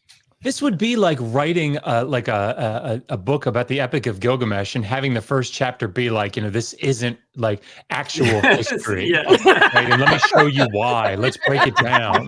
But Josh, he's mentioned who in was the the Sumerian eyewitness? English. Right. Yeah. I mean, God. Anyway.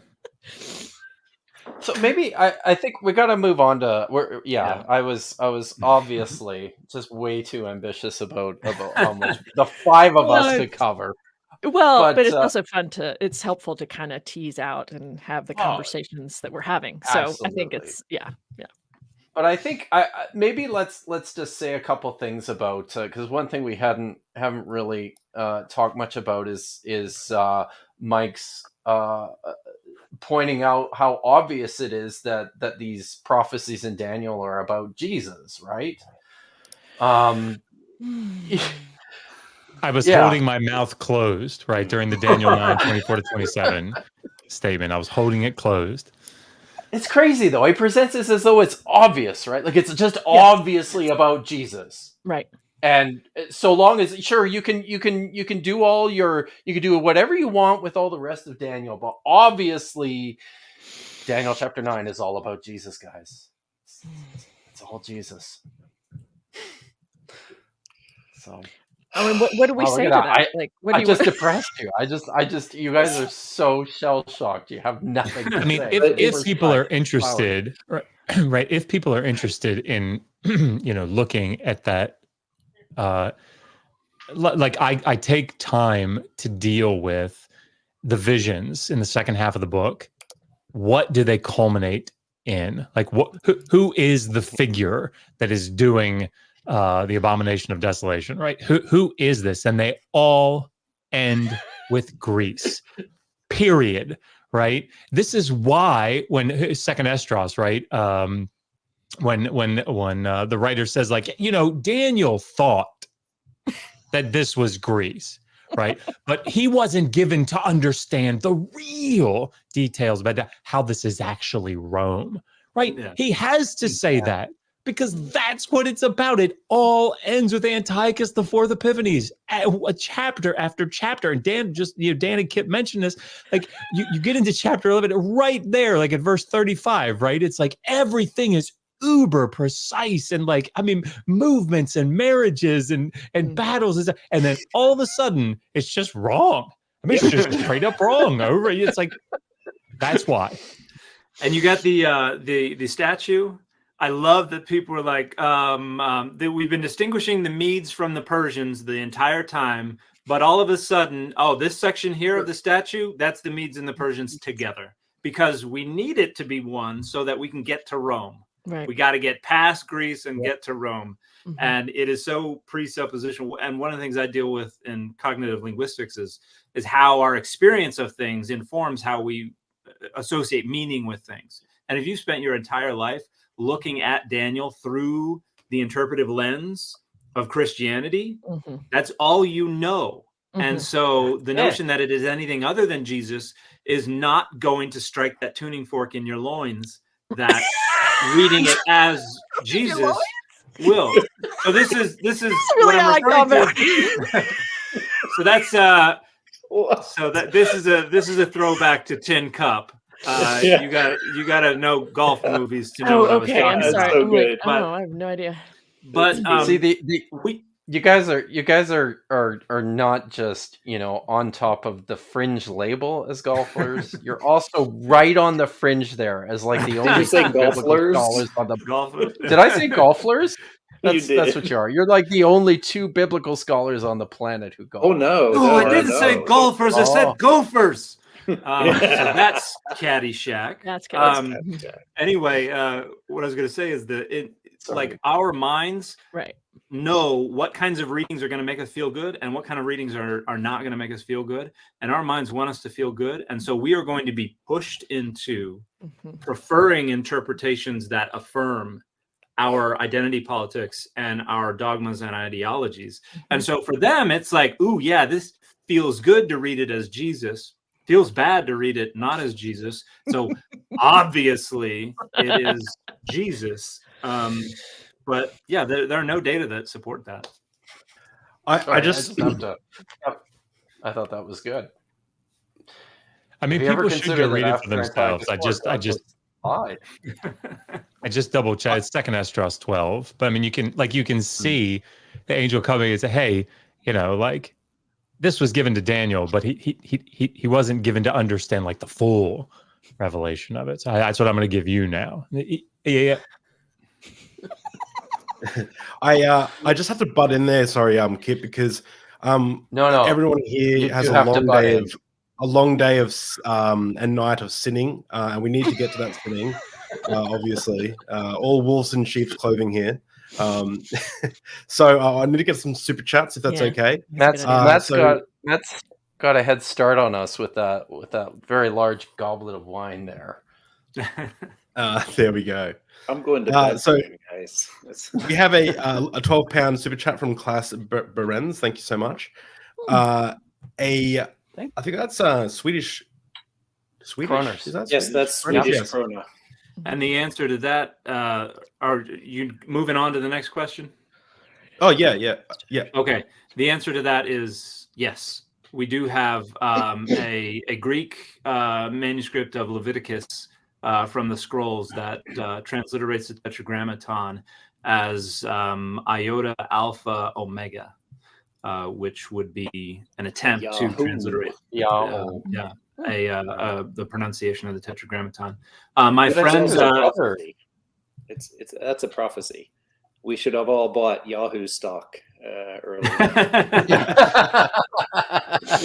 That Evan Almighty movie, that was my favorite part, was when they went Yahoo. But there's a great book on the divine name in Second Temple Judaism by a friend of mine who was at Trinity Western. I don't know if you ever met him, Kip. Anthony Meyer. Anthony Meyer has been my longtime SBL roommate for. Oh, really? For a number. Oh, yeah. I haven't seen him in 10 years. And I gotta tell you, if you for a good time at SBL, just follow Anthony around. I'm gonna have to do that. But he went and did his dissertation, I believe, at McMaster, and his book was called "Naming God in Early Judaism," and it's all about the way the divine name is represented in Aramaic and Hebrew and in Greek text. So definitely check that book out. Sorry, I've been interrupting way too much today, but that was a good answer. That's a good interruption. Yeah, it was. Class Berens, thank you for the €6 super chat. What could be the reasons for R to interweave his sources? Why not just put them side by side?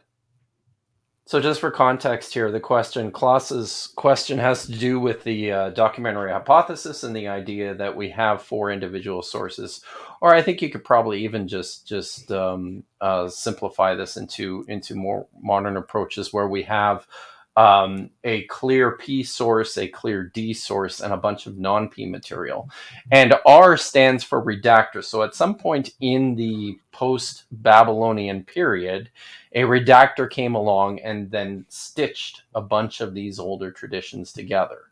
So what is the reason to interweave these sources? Why not just put them side by side?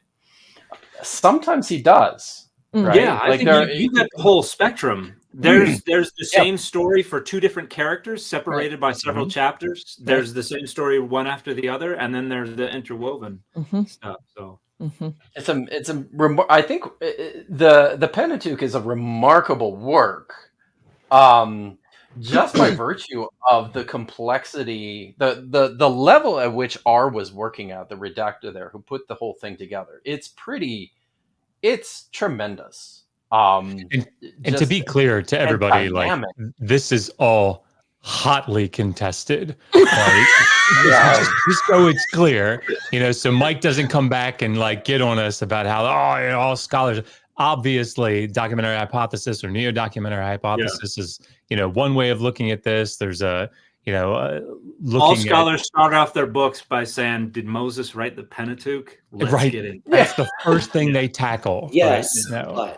But as far to be clear, that's not what I'm saying. Yeah. Let's be really clear about this just for a moment. Ooh, okay.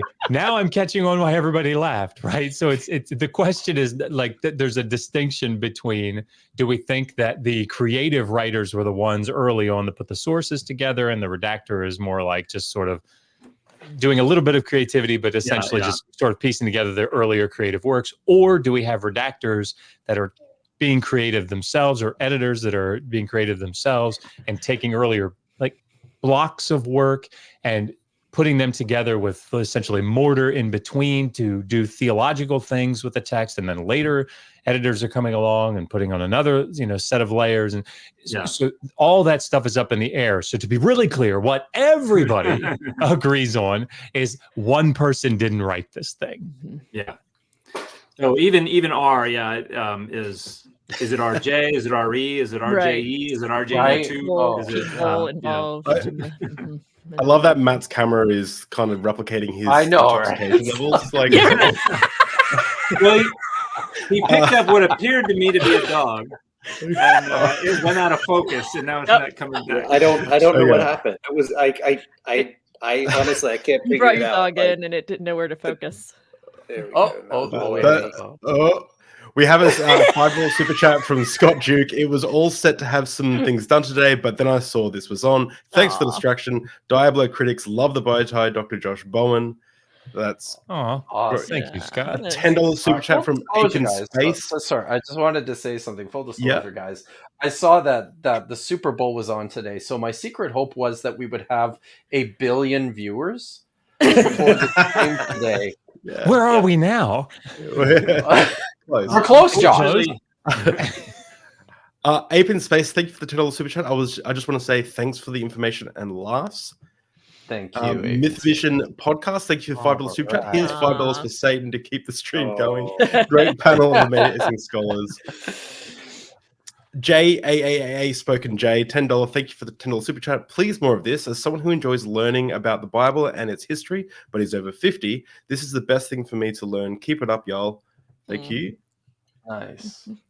Kyle Pratt, I want to shout pre and post trib into the room. Yeah, that was during when the video was up for the ETS, the Evangelical Scholars in the room. Yeah.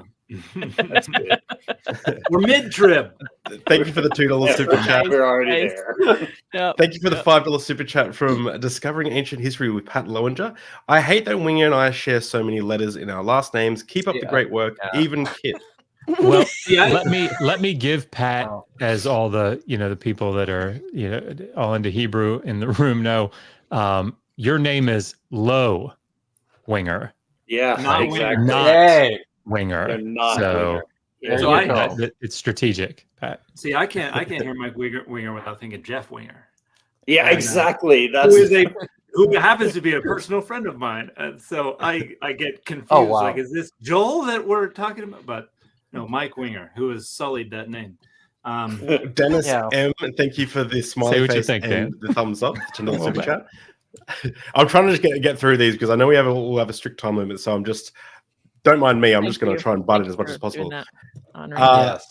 Jonka, thank you for I think it's Jonka. Thank you for the $5 super chat. I've heard of almost everyone on screen referred to as scholars by apologists and conservative theologians. Lol.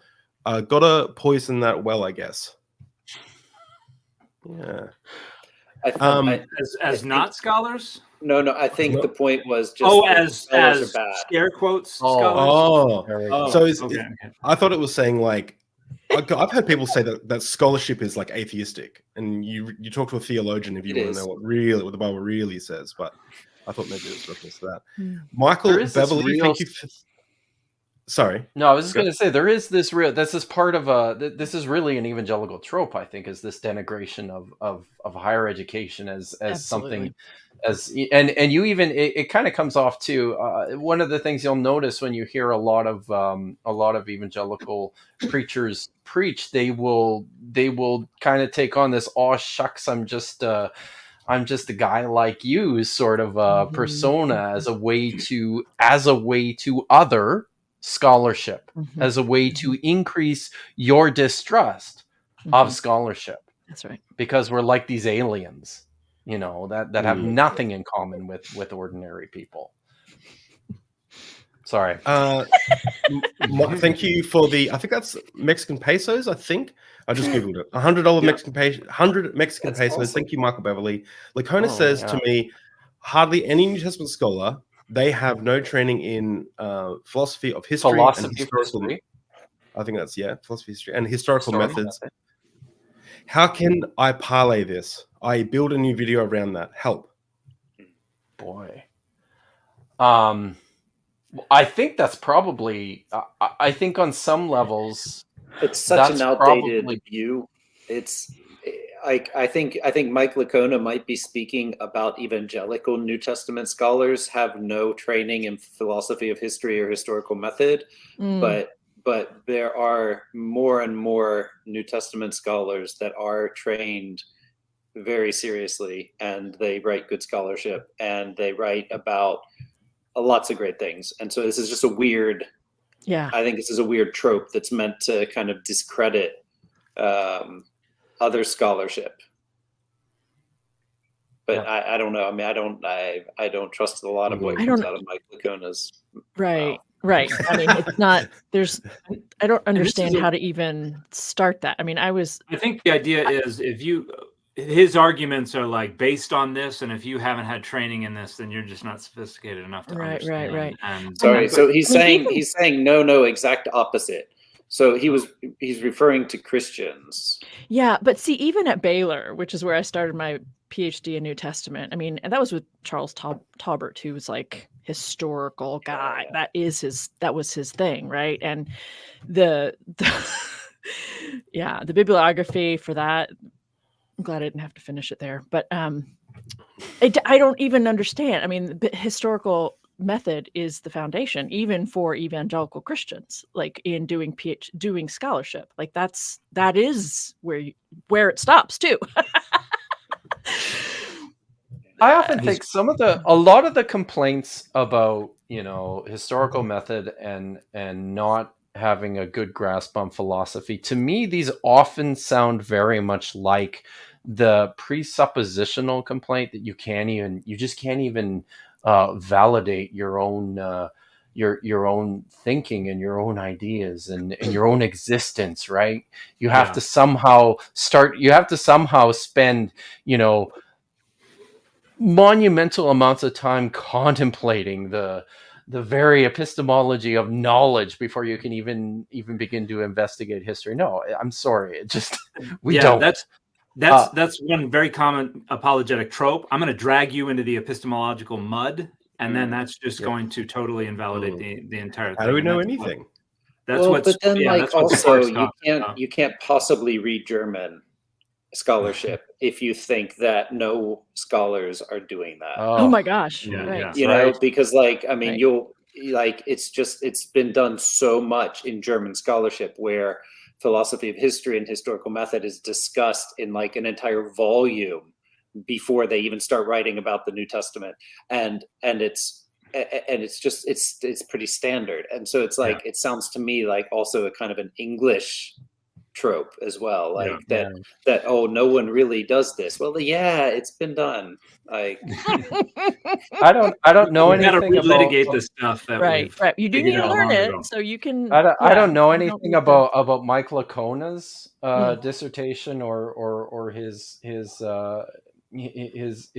I'm sure his German's fine, but I was very surprised to discover that his PhD supervisor I'm pretty sure Gary Habermas was or at least just a mentor of his when he was at Liberty for a time.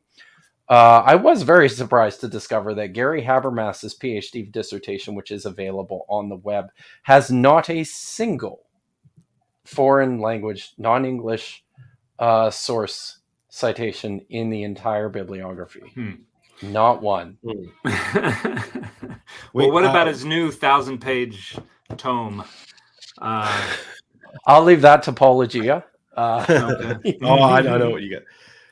We have a couple more super chats. Jason Rollins, who's I believe he's also a Patreon supporter. Guys, if you want to support this channel, you can go to Kip's Patreon. It's linked in the description. Well, I hope it is. I linked it in the chat. Anyway, Jason Rollins, $10. Thank you so much. Do you guys think that there is a solution for the synoptic problem that has enough consensus that it can be assumed when discussing it with the general public?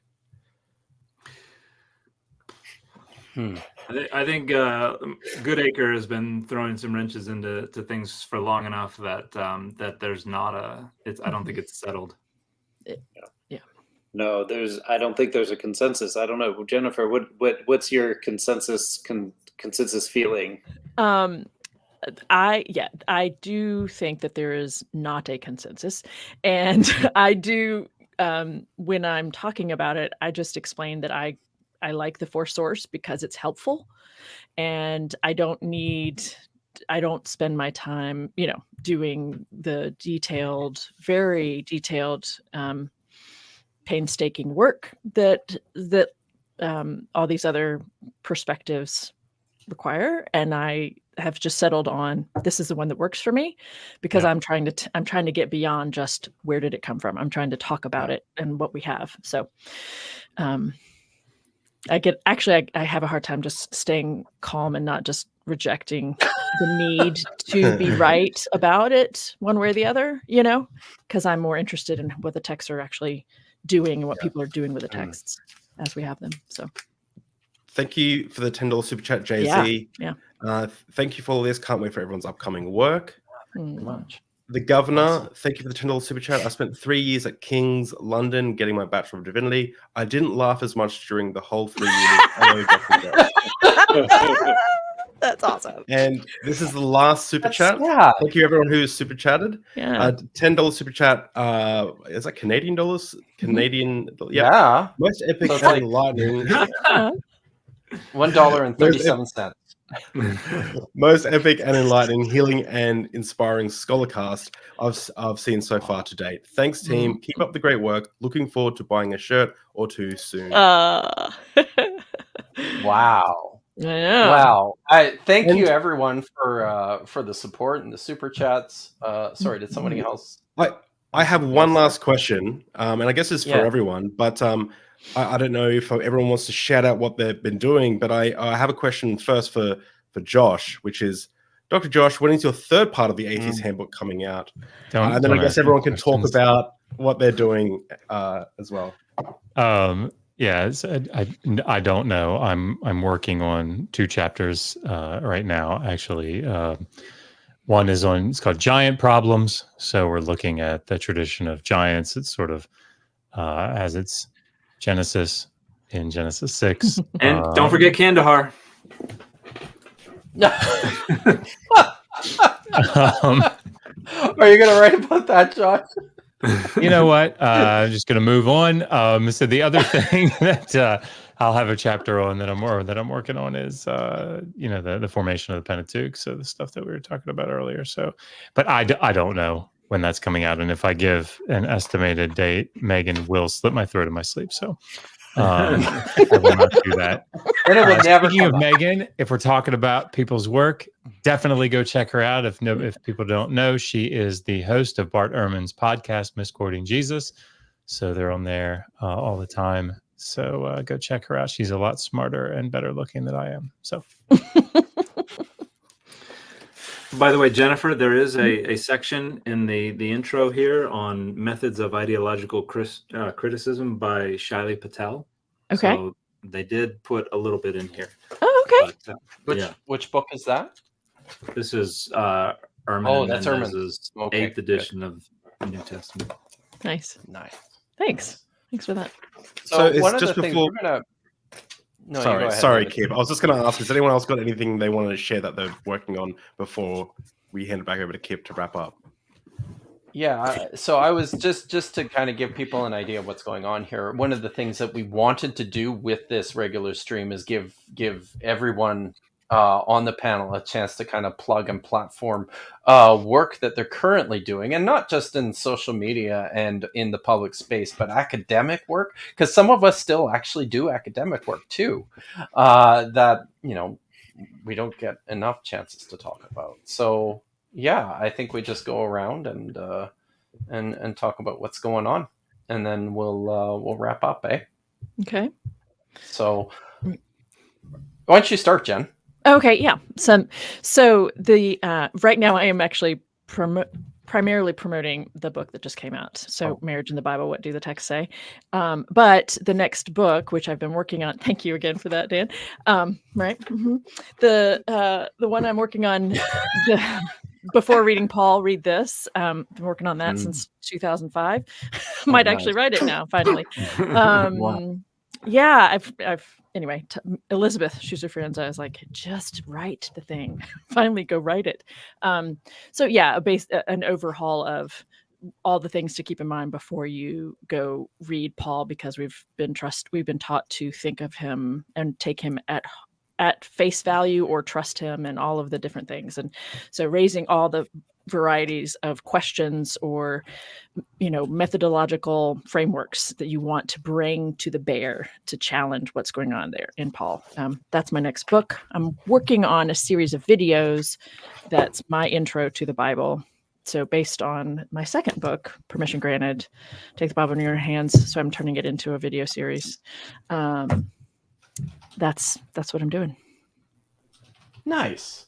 Mm-hmm. So maybe we just go around counterclockwise. Dan, what's going on?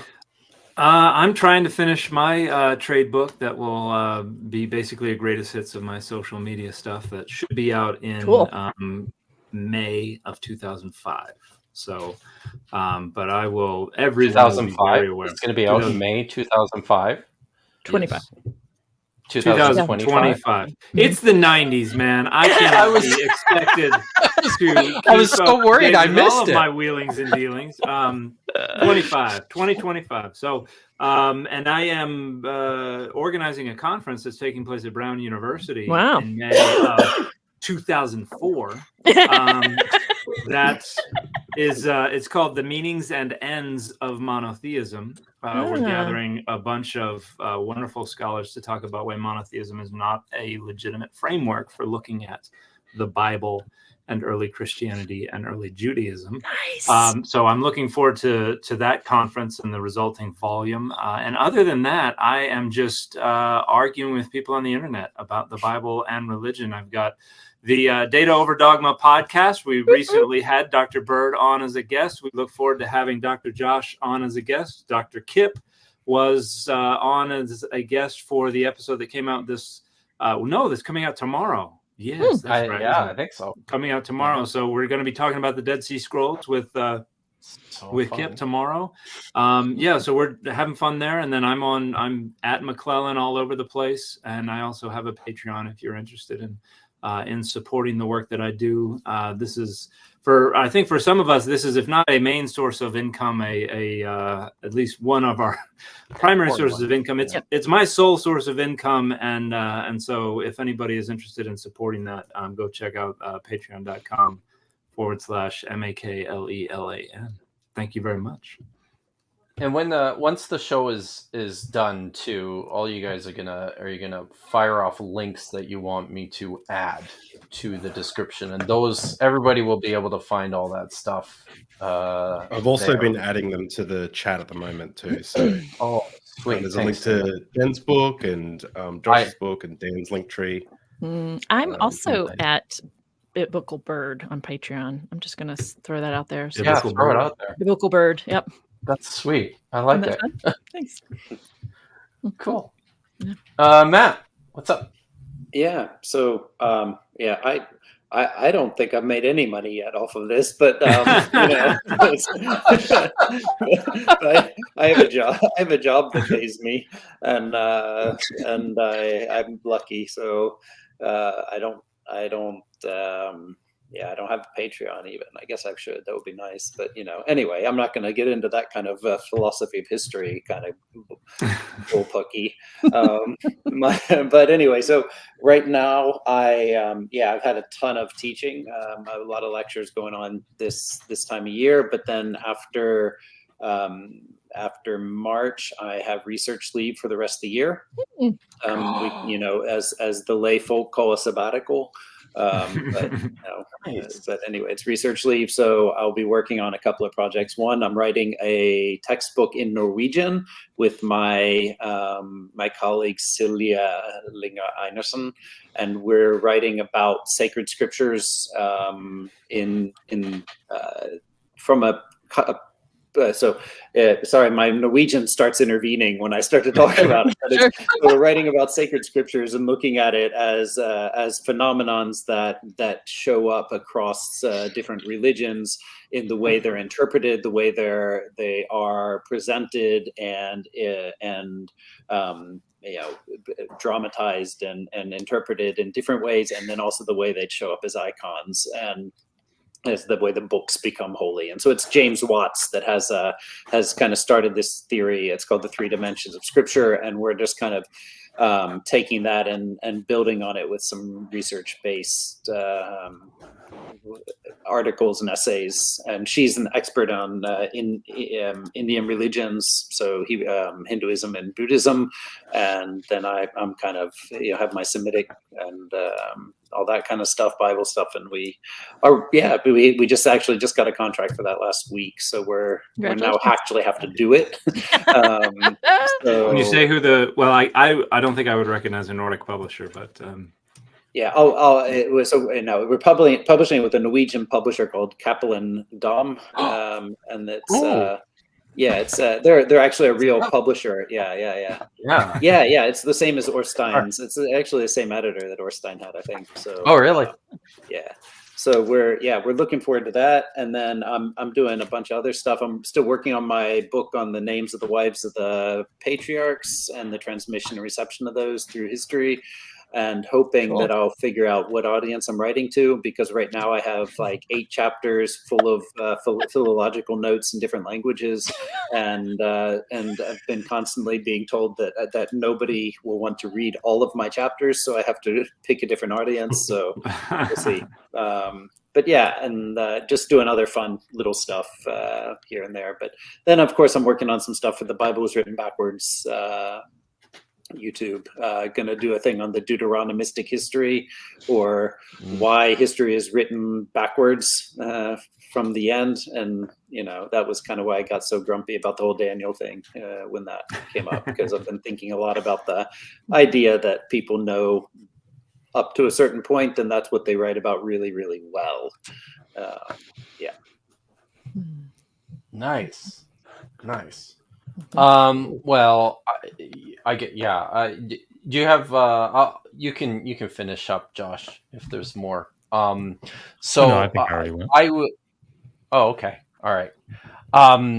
I am actually currently working on a book that I'm adapting from my course on ancient Israelite religions, and I'm almost halfway through it. Pretty excited about it. So that is something that I'm spending most of my time on these days. I also have a couple of I've got a couple of encyclopedia articles that I have to write to for the new publication of the Encyclopedia of the Dead Sea Scrolls. And then I think that's it for me. Besides the regular series on the Dead Sea Scrolls, the Dead Sea Scrolls Unapologetically, that's on YouTube. Although I have taken a bit of a break from that to get some more writing done. I've been asked about doing another course more recently, and I'm hoping to put something together for hopefully within the next year, and it will probably be on something either like the Deuteronomistic history, or just a deep dive into the invasion the conquest and the capture of Jerusalem in the 6th century. So that's what's up. How about you, David?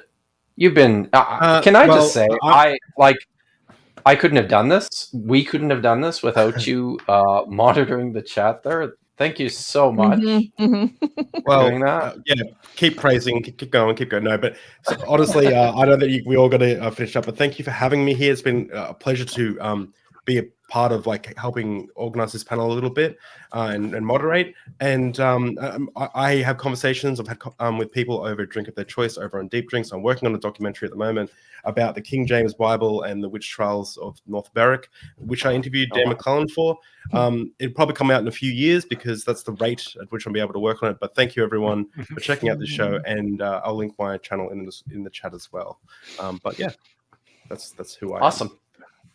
I think that's it. We're about 15 minutes over 2 hours. So thank you guys for your patience and for sticking with us. I hope everybody had fun.